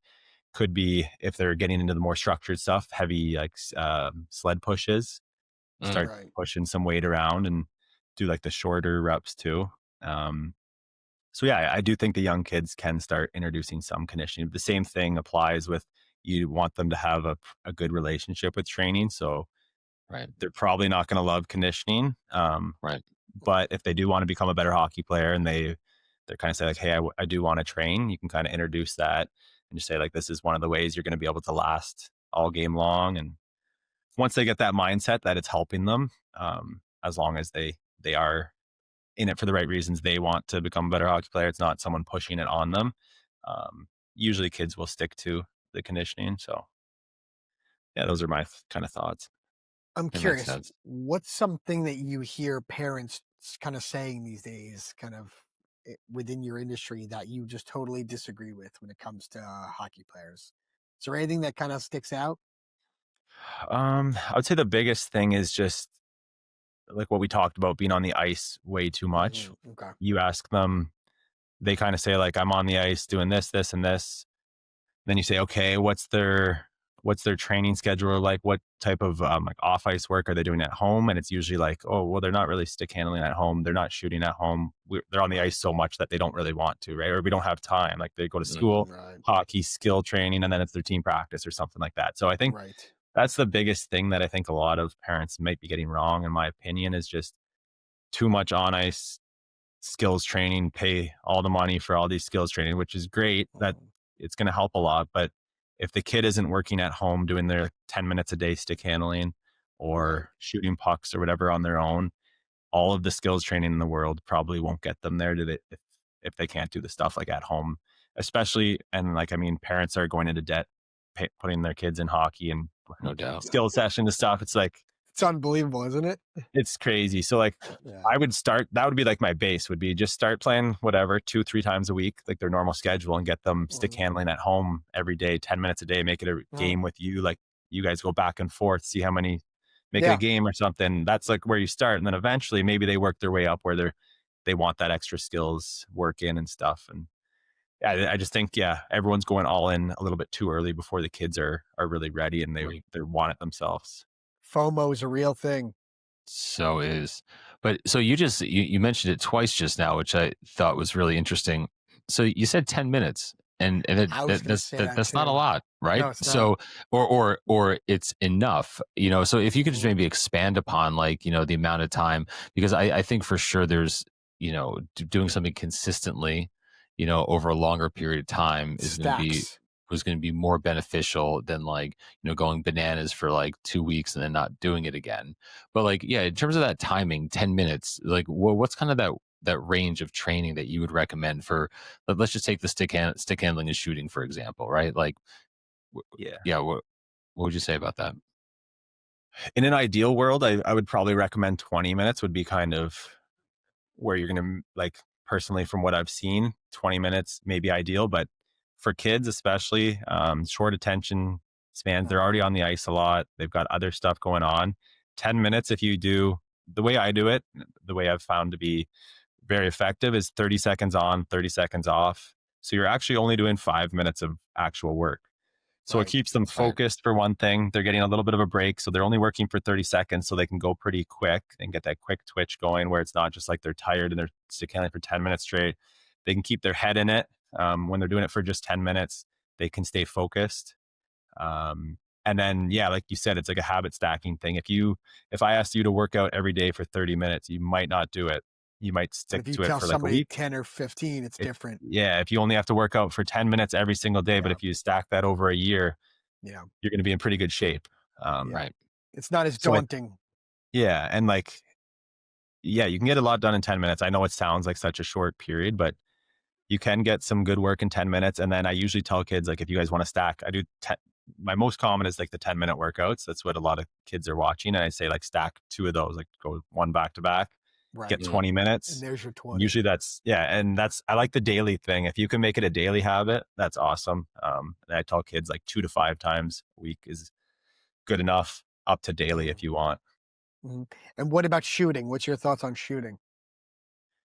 Shooting, I think, is a little bit different. I tell kids my advice is like about 3 times a week max. Okay. I'm not against like the younger kids shooting every day. I know that's a big thing. A lot of kids just want to go shoot pucks a ton. I'm not really too much against that, but when you are shooting, if you're doing it with max intent, it is a little bit tiring. Plus you're probably on the ice, you're doing gym class, you got all this other stuff going on. I think if they do a 20 to 30 minute shooting session 2 or 3 times a week, they're going to be a little bit more focused than doing it every day. So that's kind of where I sit with it. I try to get kids, I don't want them to overdo things just because, like, hopefully they're going to be doing this for 10, if they start at like 10 years old, the next 10 years of their life. Right. So you don't want them to burn out. You want them to stay focused when they're doing these trainings and enjoy it too. So that's kind of where I sit, shooting a couple times a week. So I have a question for both of you. So my child. Me too. Yeah. Nice. So I'm curious to hear both of your thoughts because, Scott, I've never talked to you about this. Oh, so great. My child shoots pucks regularly, right? I can probably count on one hand the amount of times he's actually gone outside with hockey gloves. He shoots with no hockey gloves. And I'm like, dude, when you're in a game, I'm like, do you have your gloves on? He's like, yeah. I go, well, so does it matter? Yes, no, I don't know. I, in my mind, I think he should be putting his hockey gloves on, but maybe I'm wrong. I'm curious to hear both you boys. Well, I'll be quick. I think the answer is yes. Right? I mean, for no other reason than like it's easier to develop blisters, and my son's done that. And he'd be like, Dad, look. I'm like, yeah, no, duh. No shit. But there's something about like why would you do it any other way? Clearly you're not putting on your skates to like stand in the garage unless you have glice. But you know what I mean. So that I would say I always tell him to put his gloves on. He doesn't always listen. I'm just curious, Kevin. Yeah, no, I would agree. I don't think there's I don't think there's a huge issue if he doesn't. Like, I don't think it's gonna right be that detrimental much of a change once he gets on the ice. But I was thinking right away the blister thing. Like, my practice gloves have holes all over them so now I'm starting to get blisters when I shoot with those gloves. So I think the blister thing is more important. And just I don't know. I like the feel of having the gloves on when you're training. It just feels better. That's what I Plus, said. like, Because he's going to be on the plus ice the with gloves. smell. I mean, you have this smell like for a couple like hours afterwards, like just to enjoy the aftermath of the fruits of your labor. His stuff's not gross just yet. He's not. No, it's not. No, Seriously. no, I know I'm just thinking about my gloves. Well, that's a whole nother story. Yeah, my kid's stuff's not disgusting just yet. Gnarly. Coming But soon.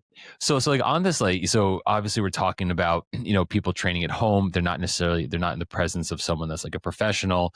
One of the things that I have thought about is like, okay, if I tell my kid to go out there and shoot pucks or go out there and stick handle, he's just doing it the way that feels comfortable to him. It doesn't mean he's like has good technique, right? So it's like, do I really want him to spend 30 minutes out there shooting with, before he knows how to shoot? Or, you know what I mean? So what are your thoughts about, going out there? I don't know, like, let's call it flying blind or just going by feel or instinct, right? Like, is that something that you would recommend against, or like really not that big of a deal? It'll just, things will come with time. Yeah, I think some work is better than no work. So if he was doing like incorrect form, I think he's still working the muscle patterns and the coordination and getting the conditioning effect. So I would say like no training is better, or some training is better than no training. But yeah, you obviously wouldn't want someone doing something extremely like harmful to their technique or forming like a really bad habit. But I couldn't see like, I've never really seen a kid, like I do some live training on the app and I kind of watch some of their reps, and I've never seen a kid who like does like really poor form that I would want to stop them. I just kind of let them do their thing, and I'll give out some tips as we go. I'll say like, hey guys, try this out. I don't usually point out, I don't want them thinking too much about what they're doing in the moment. I'm a big believer in like, kids are you kind of show them the technique. And as long as they're watching you do the good technique and you kind of give them a few pointers, you don't want to correct every little thing. Because if you look at like someone like Bedard, he was studying Matthews, and it looks similar to Matthews, but he has his own style where he's got this crazy pull to it, and he's got his hand up really high. He's got a long stick. So he's created his own thing. So if a coach came along and told him like not to do that, he wouldn't be the type of shooter he is today. So that would be crazy. Yeah. So I try not to mess too much with technique besides the basic stuff. Yeah. That's my thoughts on it. But no, I mean, that makes a lot of sense. Yeah. And that's the kind of conversations that we have, like, and it's just like, oh my God, like my kid's out there and he just shot like 500 pucks and he didn't look at the net once. Like, oh shit, is he ever going to look at the net? They do eventually. No, I know he does eventually. But when they're doing it, but the top hand in particular, and I think that's part of where it comes from on my end. Because when I was a kid, I never learned how to shoot like that, and then I tried it, and I was like, oh, geez, this is impossible because it feels so foreign, And then when my kid's not doing it, I'm like, oh man, he's got to get that top hand out, but I can't even like coach him on it, and like quite frankly, I don't even know how to do it. So. It's that's kind of where my thinking was there. But yeah, no, so with that said, I mean, I guess like we're kind of differentiating between just maybe like, I'm not unstructured is not the right word. At what age? I guess this is more the question. At what age do you start saying like, okay, let's get maybe more intentional, or let's start focusing on like some more details? Like, is there like an age range where you're like, all right, like at this point we should be looking on like the finer points of whether it be stick handling or shooting, or even form when you're doing like a box jump or running, for example?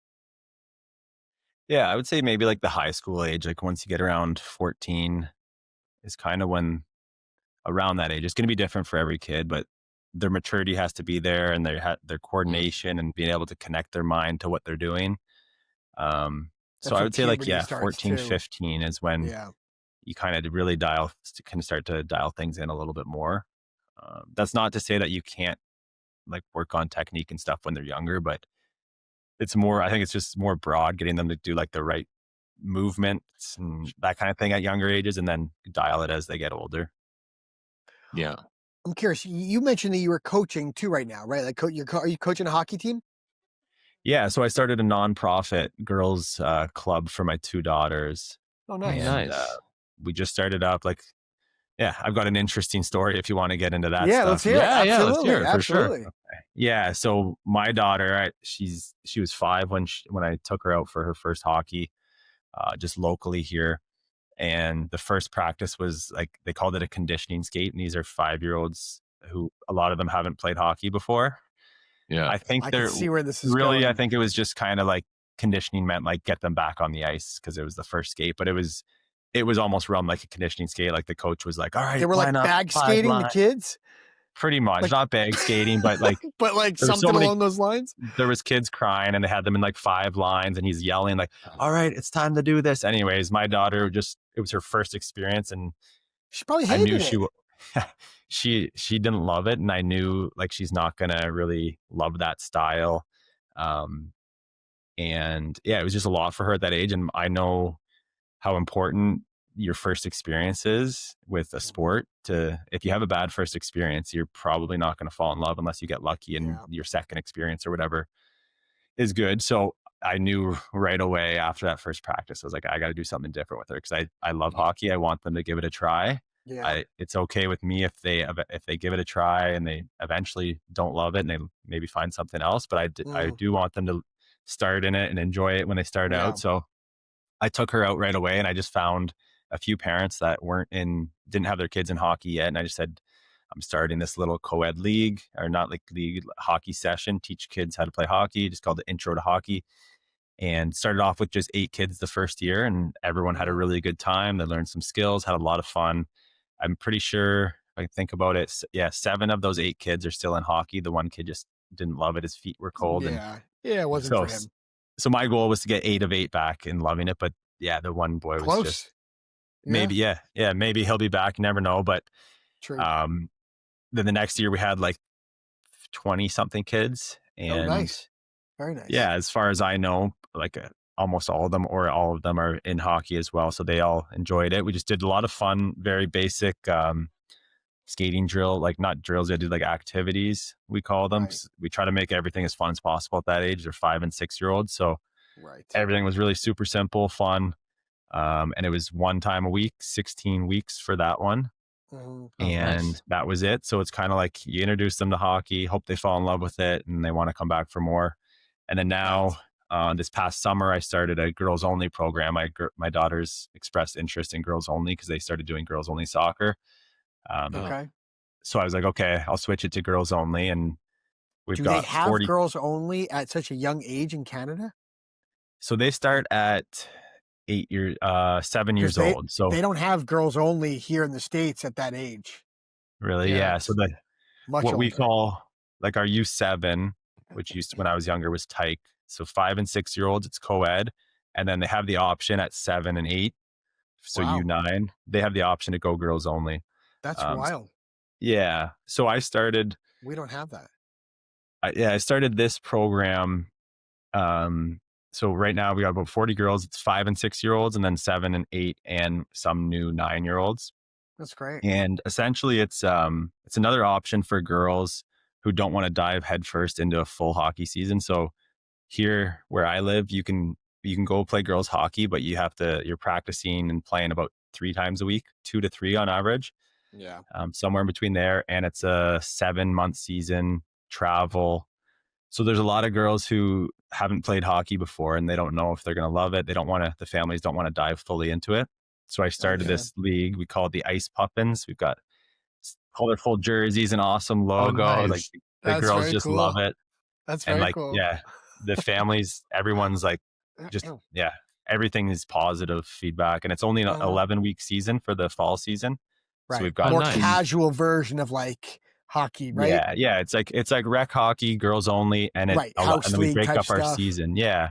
And we break up our season. So we've got a fall season, a small winter season, and a summer season. So they can sign up for all 3.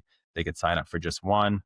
It's just a way to introduce kids to hockey. But like, that's great. My goal is to get as many people and as many girls to love hockey. And then eventually, if they want, maybe they'll go play competitive, whatever it is, wherever it takes them. I just want them to have a good experience. So I've got a unique take on how I would run and how I do run like the 5, 6, 7, 8-year-old type hockey.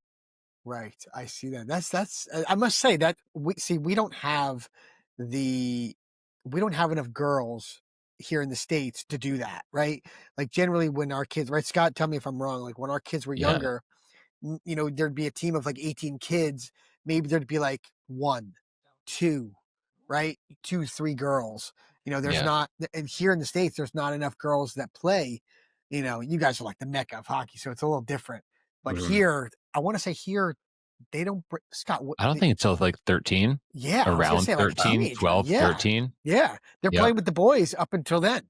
And there are some families of girls that are like very Yeah, that are talented good, that yeah. want to keep them with the boys for as long as possible, just because of like the true. level of play and the physicality. Competitiveness, yeah. Because they also have girls in like in the high schools, right? The high school teams are co-ed, and Mhm. so you'll have girls that are playing hockey, you know, on like a mixed team at With older boys. ages also. So, Yeah. Wow. but yeah, it's not as it's not yeah, we don't have it at the young ages. But what I love what you just said was just about like making sure that all these kids have like a positive experience. And you know, it's unbelievable. Like I coached for a little bit. I coached my son, and you know, if I had to do it over again, I probably would have been softer in some instances, for sure.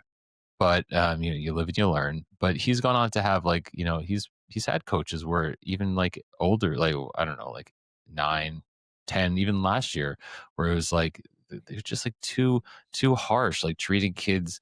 And like, yeah, he was on a very competitive team, right? Like, you know, and it was like AAA and blah blah blah. And like I get it. But at the same time, like I think that there's a lot of coaches that when like winning becomes like the focus and like win at all costs, like you lose sight of the fact that you're dealing with kids. And like you know, it's so interesting. By the end of last season, there was a moment where my son was actually rethinking whether or not he wanted to keep on playing hockey. And then we made a change. We took him, you know, we went from tier 1 down like AAA down to AA, and we are playing closer to home. And the coach that he has is like a younger guy that's like not the polar opposite of like his coach from last year. Which, side note, when my son's first started practice this season, he goes, yeah, you know, coach should be harder on us. I was like, dude, you just almost like quit hockey, dude. No, I don't think he was like really almost quit, but like that talk started coming up. So like same thing with like teachers in school. It's like so important to like make good impressions on children. Just like hats off to you for doing that, man. That's excellent. Yeah, I'm trying my best. I'm learning as I go. Like I don't have a ton of experience with a big group of kids at once, but I think I'm doing an okay job. One of the things I've learned is like you do have to have rules and be somewhat strict as to make sure that they follow those rules. But girls are a little bit better that way. They'll follow the rules a little bit better. So you set them out, and then they usually stick to it. And yeah, just like my ice times are all based around fun, but I want hockey development too. I'm always thinking I'm creating these activities that everything has a plan. Like the parents watching might be like, why are they doing this? But Right. All the kids are moving, they're dodging. Like we have this one game we just played. I forget what I named it, but me and another coach were in the middle, the neutral zone. We laid out like 25 stuffed animals on the ice. And we had pool noodles, and they were separated on their 2 teams, and they had to get into the neutral zone, pick up a stuffy, and get out without getting tagged. So they're just like going nuts, skating fast, dodging us and like dodging each other. And like they're bending over, stopping, doing hockey stops when some of them, it's their first year playing hockey and they can't do hockey stops. Changing direction and stuff. Yeah. They just naturally do a hockey stop because they need to, right? And it's like, oh, I can do that now. So that type of stuff is just like, and then they just love it. They're like laughing and it's awesome. But in my head, I'm like, look at that hockey stop. Look at that sharp turn. They have no idea that they're working, which is awesome. Yeah. And then we always do some like half ice hockey. So we'll have like stations. So one group will be doing half ice hockey. Because we only have 11 weeks too, I do have to make sure I get that in every practice. But I think if I did have a hockey team, I would make sure that they're playing like 3-on-3 or 4-on-4 every practice. Like the kids want to play the games. That's why they're there, and it's going to develop them. So at least let them play some hockey in every practice, some form of it. That sounds great, by the way. You sound like you put together a nice little program. Yeah. Yeah. No, I'm extremely passionate about it. And I can tell. It consumes a lot of my mind, like thinking of fun ways to make hockey exciting while also developing these players. So yeah, it's fun. Do you have a hard time renting ice during this like club season? Do you have a tough time getting ice time? Are they sticking you like Friday night, like when like nobody's on the ice? Like what kind of ice time is it like up there? We did. Yeah, we were lucky. The city gave us a pretty good ice slot, but it's at the worst arena in the city. that doesn't have a warm area for the parents to watch, and it's a really cold rink. But I was really thankful that they got us 2 hours at Sunday at 11:30 in the morning. We were pretty strict. We didn't want early mornings. That's one thing I'm kind of against, is like kids need their sleep. They're in school 5 days a week. It's when they grow too. Yeah. Yeah. Sure. We want to try to give them a slow morning. So I was really hopeful that they wouldn't, like, I kind of told them like 10 o'clock or later. And they were able to give me a Sunday slot. So I was happy with that. I'll take any rink at that time. That's great. That's awesome. That's actually, I mean, you're talking, that's like, Sunday at that time is like major club hockey team time, right? Yeah. I'm surprised they gave you that time slot. That's wild. Yeah. I would have thought they would have stuck you with like Friday night, from like, 6 to 8, Yeah. That's when my son has practice. Wow. Exactly. Yeah. I wanted to. Oh, go ahead. No, sorry. Finish your thought. I was going to say, I was nervous waiting for the schedule, because you submit your times that you want, and then they send it back what you got. So I was nervous waiting for that, but it was good. Yeah, that's awesome, man. That worked out nicely. Just switching gears a little bit, just back on the training piece. What's your take on like some of the technology that's available? Like the one that like I have, my son uses a Helios, which I'm sure you're familiar with. But in terms of like the technology and I guess for the off ice training, using like their Apple Watches or like apps to kind of track like heart rate and all those other things. Do you put much value on using those in conjunction with the off ice training and on ice training if you're using Helios for that matter? Yeah, I've never tried the Helios. I think it could be cool, especially once kids get a bit older. I think it'd be more, as a parent, I wouldn't put too much into that. I feel like it's just another way for parents to be like a little too hard on their kids or whatever. But at the same time, it does give you some good information. But yeah, I think you would want like the kid to be the one, like the teenager. I could see like a 14, 15, 16-year-old be like looking at his stats and be like, okay, got to work harder or whatever, got to sleep more, that type of thing. I think there's some benefits to it, but it's the same. Like I always come back to like you want it to come from the kid. So you can kind of, the way I personally would deal this when my kids get older is I would recommend like, hey, you want to be a better hockey player, right? You always talk about it. You always say you want to play in the NHL when you're older or whatever it is. Here's a tool that can help you if you want to check it out, and like kind of show them, but not push them on it too much. Yep. That's how I would go about it. I do think they can be useful. But nothing like, if you don't have the money or you don't want to spend the money, it's easy to, not easy, but you can ask your kid, like, how are you feeling? You can check what they're eating, making sure that their nutrition's on point. But I feel like my kids are only 5 and 7, but so I'm not really at that stage. Sure. But once they get to like the teenage age, I feel like as a parent, you can kind of tell if they're starting to get worn down and like, oh, maybe we do need to get a better sleep, or we need to work on your nutrition a little bit, or make sure you're drinking lots of water, that type of thing. So I don't think you need those, but I think they can be handy. Yeah.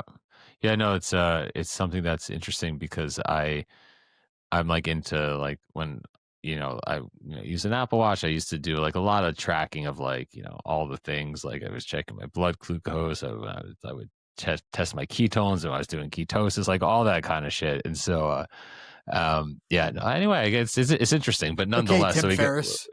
Well, I mean, I did listen to Tim Ferriss a lot for a while. That's what I mean.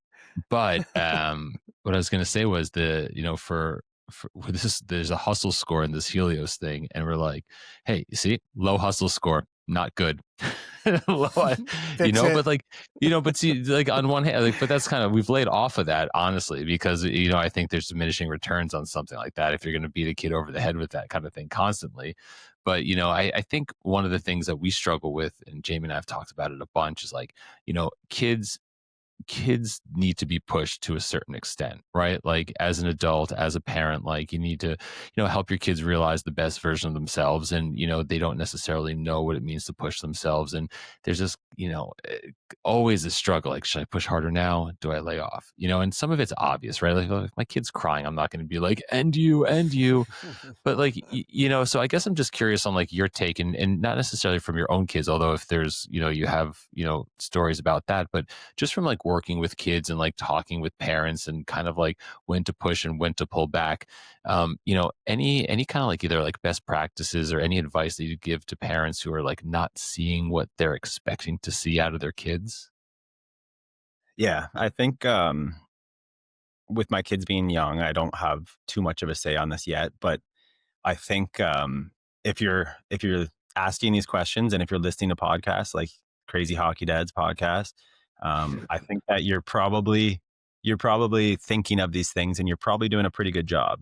Like you're thinking about like, am I pushing too hard? The crazy parents that aren't thinking about what they're doing to their kid, those are the ones that are going to be pushing them way too hard. So I think if as long as you're kind of thinking like that's going through your head, you're probably doing a pretty good job to begin with. But I think in general, I think parents are maybe a little bit harder. Like from what I see it, like parents are pretty hard on their kids even at young ages. So Yeah. I'm trying to be very cognizant The of what I opposite of do. that. Yeah. Yeah. Especially at the Yeah. youngest ages. But I don't want to be just like let them do anything, right? Because I know, especially my older, I can tell she's competitive. So I do want to help push her a little bit and like kind of Right.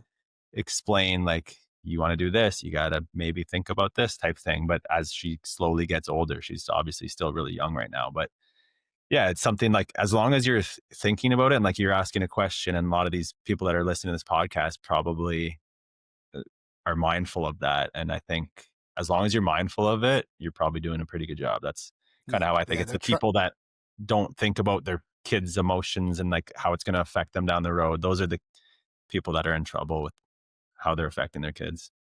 Right. Yeah. Most people that are listening to this, I think, are trying to figure out a way to fix themselves so they don't wind up hurting their kids, right?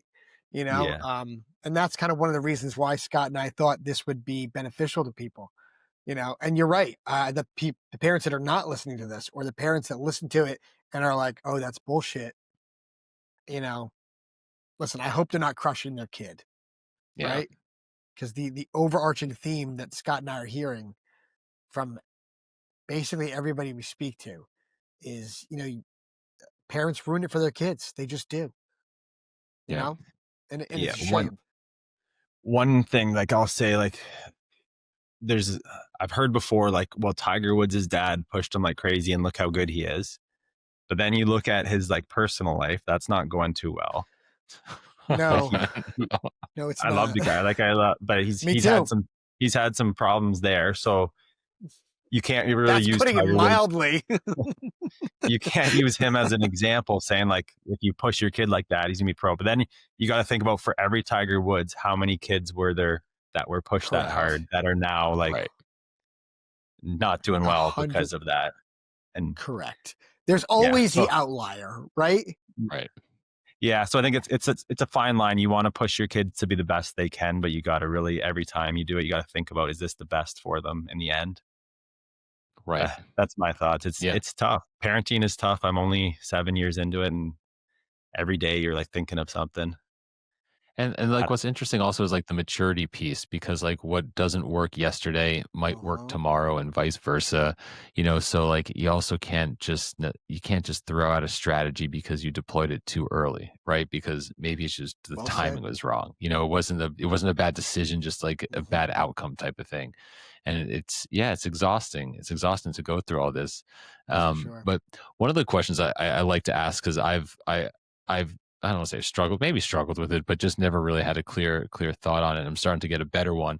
But you know, a lot of the folks we talk to, you know, certainly encourage multi-sport athletes for as long as possible.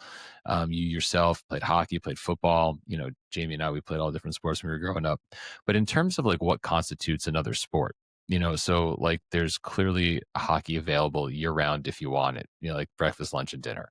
But you know, in your opinion, you know, when you if an athlete is playing, you know, a multi-sport athlete, like things that are not team sports like martial arts or like rock climbing, do those fall into like a secondary sport, like in your school of thought? Or do you put a lot of value potentially on the importance of like having Structure. like either structure team. or like the team aspect when it, you know, as transferable to hockey, for example?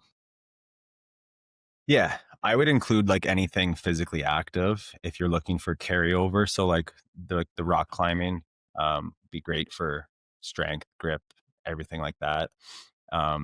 If you look at things like gymnastics, I know probably if you look at it, a lot of parents of boys probably don't put their kids in gymnastics or only do for like the toddler stages and they don't keep them. Gymnastics, I would, if I had boys, like my girls do it a couple months of the year. If I had boys, I would push them into gymnastics if I could. It's excellent, like fitness, just general coordination and that kind of stuff. Balance, all that stuff. Yeah. Yeah, yeah, but I think like any activity, physical activity would be great for your kid. If they want to be a better hockey player, I still wouldn't allow my kids to be playing hockey 12 months a year. I would have them out at least a couple months, maybe 1 or 2 months minimum, and then Right. have them in something, whatever they want to do. Like it could be martial Something arts, it could else. be Yeah. climbing. Yeah, it could be just anything, like whatever they like doing, just get their mind off of it and drive that passion for if hockey is their true number one. Like taking a little bit of time off and doing something else can only be beneficial for them. Sure. Yeah, that makes sense. I agree. I because my son loves to go mountain biking, and clearly biking's like good for you. But I was always concerned that because he's not like playing another team sport at some level, like some competitive level, that he's not a multi-sport athlete. And the more I've talked to people, the less concerned I am about it. But nonetheless, that was something that I for a while was like, shit, man, he needs to get going on something else. He asked that question to multiple people, Kevin. Yeah, Because because he I was want to hear nervous people's about it. answers. Yeah. I've Yeah. heard it in one of the ones I listened to, but it's a good question. I like it. And He did.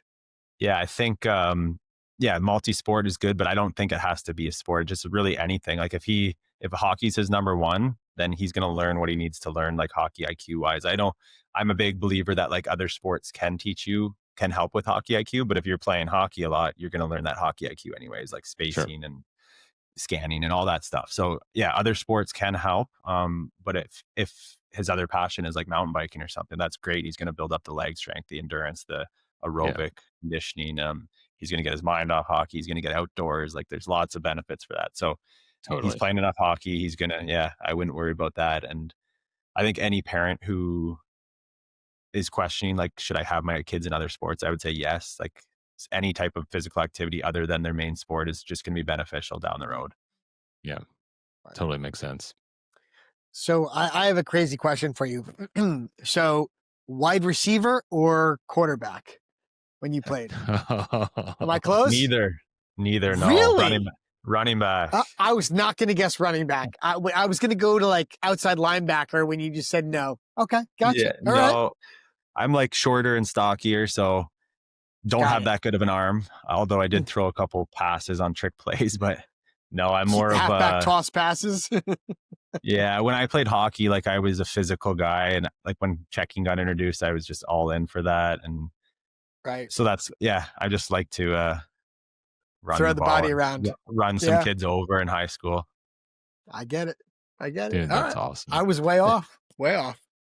Well, so listen, we're about like an hour into this, and I don't want to take up much more of your time. So like I thank you so much for man. like sharing everything that you've brought to the table tonight. This is going to be, I can't wait to release the episode. It's going to be fantastic.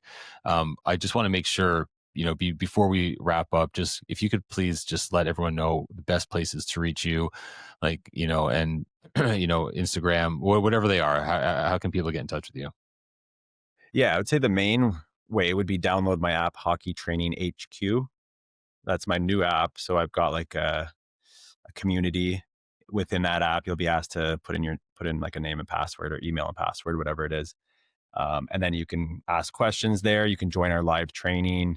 I'm kind of just testing out a lot of different things, but that's the best way to reach me. I find like my goal is to help as many kids as I can and introduce them to hockey training in a positive way that they kind of want to train themselves. Because what we kind of talked about tonight is a lot of kids have to be pushed into this stuff, and that's not the best way to start. So I really think my app, I'm hoping it takes off because we do like these live trainings, and the kids that join, we've got kids from like 8 to older, but like the main range is like 8 to 15. And Nice. from what I've seen, they're like loving it. Their parents message me after and like, my kid loved it, and it's a great first impression for him for training. So Yeah, That's the cool. app would be where I would start if I had a younger kid, and then we've got some men's league stuff there too. I didn't really touch on this earlier, but the men's league. So the men's league started because it was pretty much for me. Like, I want a product. I'm sure there's some other guys. I'm sure there's other guys out there that are going to the gym that love hockey and they want a program, and it's actually been very popular with a lot of men's leaguers. So that's awesome. Yeah, no, as soon as I saw it, I was like, yep, need that. I'm still doing them to this day. Like, I just finished our MLD 25. So it keeps me in the gym and motivated. Yeah, no, I saw the more recent releases. Yeah, for sure. Yeah. That's so cool. How's your men's league team doing? How's beer league? We're good. We're in first place now after a big win last week. Go. So nice. We won. I think we won the. I want to say we won this. No, we won our last winter season. Lost in the finals this summer. So we're usually near the top. So I started, like, I sponsor our team, so we're hockeytraining.com on the leaderboard. So I have to. Yeah. If we ever get down so towards the bottom, it's important that you guys, you don't want to show poorly. We might have to move up to like the 40 plus eventually if we're getting down to the bottom of the rankings there. Right. That's we're not cool. at that Very age cool. yet, though. So. That's awesome. It doesn't feel good to be at that age, I'll tell you that much. Yeah. Awesome. Kevin, thank you very much, man. This was great. Really appreciate you hopping on with us. We're gonna have you on again. This was a lot of fun, man. Yeah. My pleasure, guys. So awesome podcast. I'm glad I came across it here. It's been fun to listen to so far. Appreciate it. Keep doing what you're doing, man. Yes. Yeah, it's amazing. You have your head screwed on straight with everything. Nice job with everything. Yeah, I appreciate it. All right, we'll see you soon. Man. Thank you, Kevin. Have a great night, man. Thank you. Thanks, man. See ya. All right, everybody. Welcome back from a fantastic episode with Coach Kevin from hockeytraining.com. Dude, that was great. Kevin's great. Yeah. Very dialed in, dude. Like, very dialed in. Yeah. So when you say dialed in, like, when you say dialed in, super squared away. Squared away. Be more specific. Yeah. Like, what are you talking about here, buddy? He just has all of his ducks in a row. He's got a lot of different. He's got a lot of irons in the fire. Right. Yeah. He's got a lot of stuff going on at once, and he's very meticulous about what he starts. He's very meticulous about why he starts it. I mean, he's just very on the ball. He's a very on the ball guy. Yeah. You know when you just get a feeling about somebody, I almost feel like he was in the military back in the day, because he's structured like one of those guys. Yeah. He's very organized. Extremely. Yeah. With all of his his processes and thinking extremely. But just from out of the gate, the fact that he's built something that provides accessible training for all ages is huge. Yes. 100%. What I also liked, and this is again I don't know how many guests we've had, but when he was talking about his youth career and growing up playing the game, he had supportive parents, when he was coming up. Yes. And that was something. Yes, he did. Yeah. Yes. Yeah. And you can tell it filtered down to him, by the way. No. You can tell how he is with his kids. He's, like I said, extremely squared away. Yeah, no, of course. The girls program he started was so cool. And again, no, without a doubt. And it's about where they call him the Puffins. So yeah. Something like that, right? No, he's a very squared away kid. No, and then he's not a kid, a man. No. Sorry, Kevin. But what was I gonna say? And just the emphasis on consistency of training versus the intensity or volume necessarily. And of course, you need to have a combination of all those things. But ultimately, a huge proponent of doing some more often than a lot less frequently. Yes. Is kind of and so he, even if it's just for 10 minutes a day, just do some stick handling. It's I mean, who can't find 10 minutes a day to do it? So easy. No, I know. There's no reason not to. No, and what he offers is a great way just to get that done. And also learn a few things. Yeah, and like you said before, his heart is in the right place. He wants to help.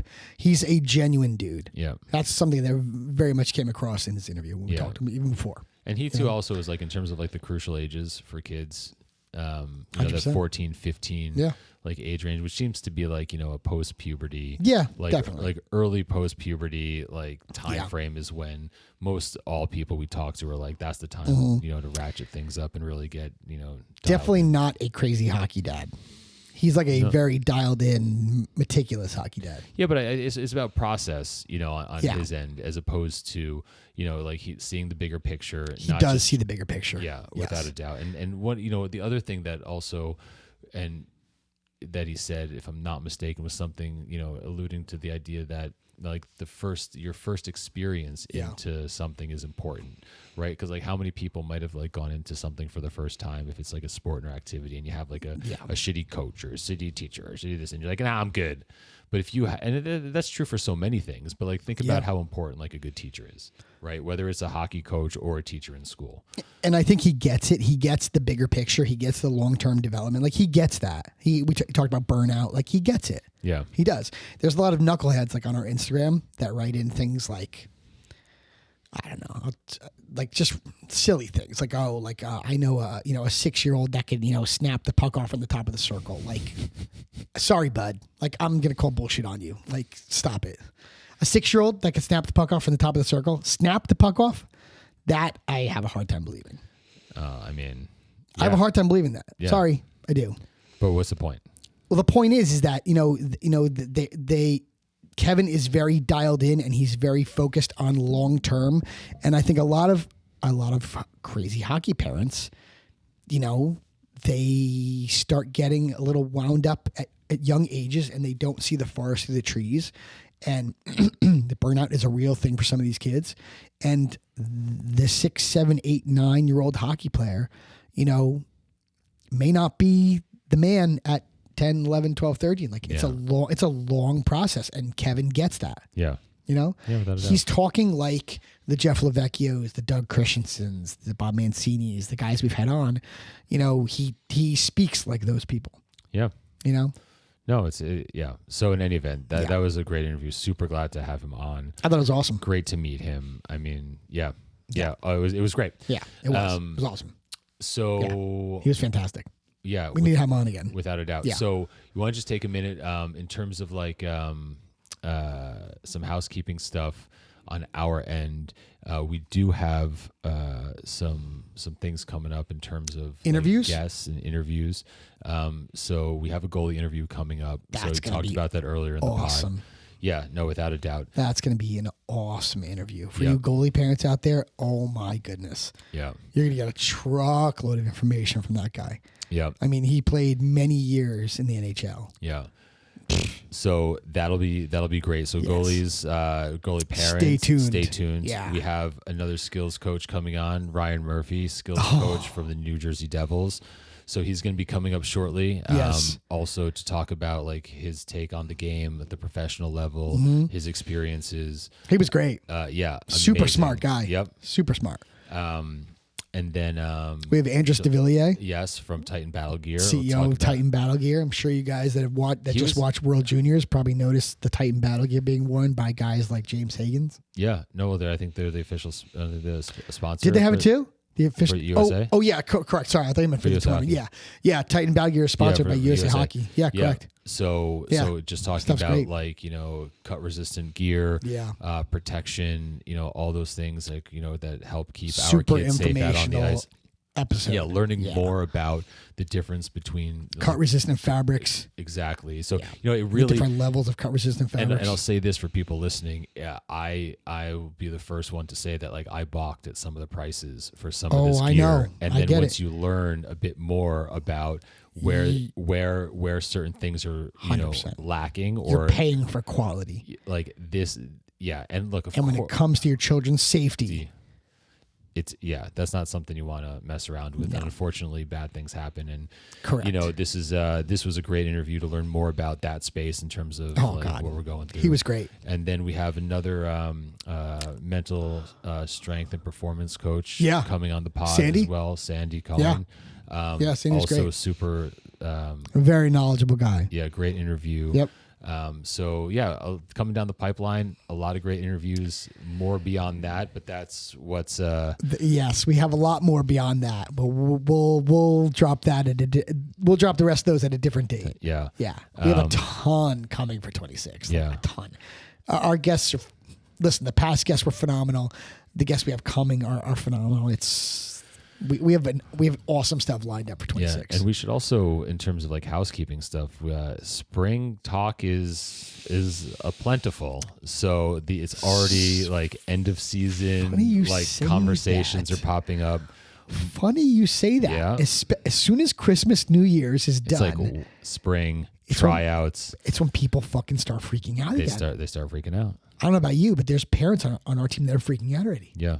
100% there. You hear like, the talk of like Already. ID skates and all the other things. So Silly season is coming. We'll dive a little bit more into that next weekend and talk about our experiences on Definitely. like, this time of year. Yes. But our silly season episode last year was pretty good from what I remember. yeah, And now we can do another one absolutely. for the people that didn't catch last year. Yeah, well, it'll be a year for us, dude. Yeah, that's right. I forgot. Silly season is coming. It's not upon us yet, but it sure is. But it's starting to gain some momentum. Some serious momentum because there are already parents on our team that are having meltdowns. It's here, dude. It's and again, and I always say this every year probably, but it feels like it comes earlier every year. Yeah. Every year. Yeah, and the other thing I'll say is that like our kids both went to a clinic tonight, but like the coach that they were skating with, I remember him like a year, like last silly season, and I was just talking to him like, dude, how you holding up, man? And he's like, dude, it's so crazy because so many people just they jam in all of these clinics right before tryouts, and it's like he's saying to him, he's like, where have these people? Where you been for the last 10 months? Exactly. Yeah, it's too late. Once you start jamming in before tryouts you've already missed the boat. Yeah. Because all these other kids have been doing it for the last 10 months. Right. So, like, all you're doing is making the skills coaches pockets fatter. They're not. Well, yes, but at this time of year, that's how it's just like interesting, Yes. Cramming before the test. 100% cramming for the test. So so maybe it might be good to start getting some sessions a little earlier if you're thinking about next season already. Yeah. That's a good idea, Scott. We should not too late to. No, we should get into that. I didn't even think about that. That's a very good point, actually. That's a good idea. Yeah. So next episode we'll touch on it. Yeah, we'll touch on that, and we'll also touch on a little bit of the transition from Pee Wee to Bantam a little more. Yeah, sure. For that one person that wrote in that was looking for that. Yeah, no doubt. That works. All right, dude. Boy, good shit. Listen, solid episode. Good to see you. Yeah, man. Always. I'll talk to you later. Yeah, no Be doubt. good. All right. Bye.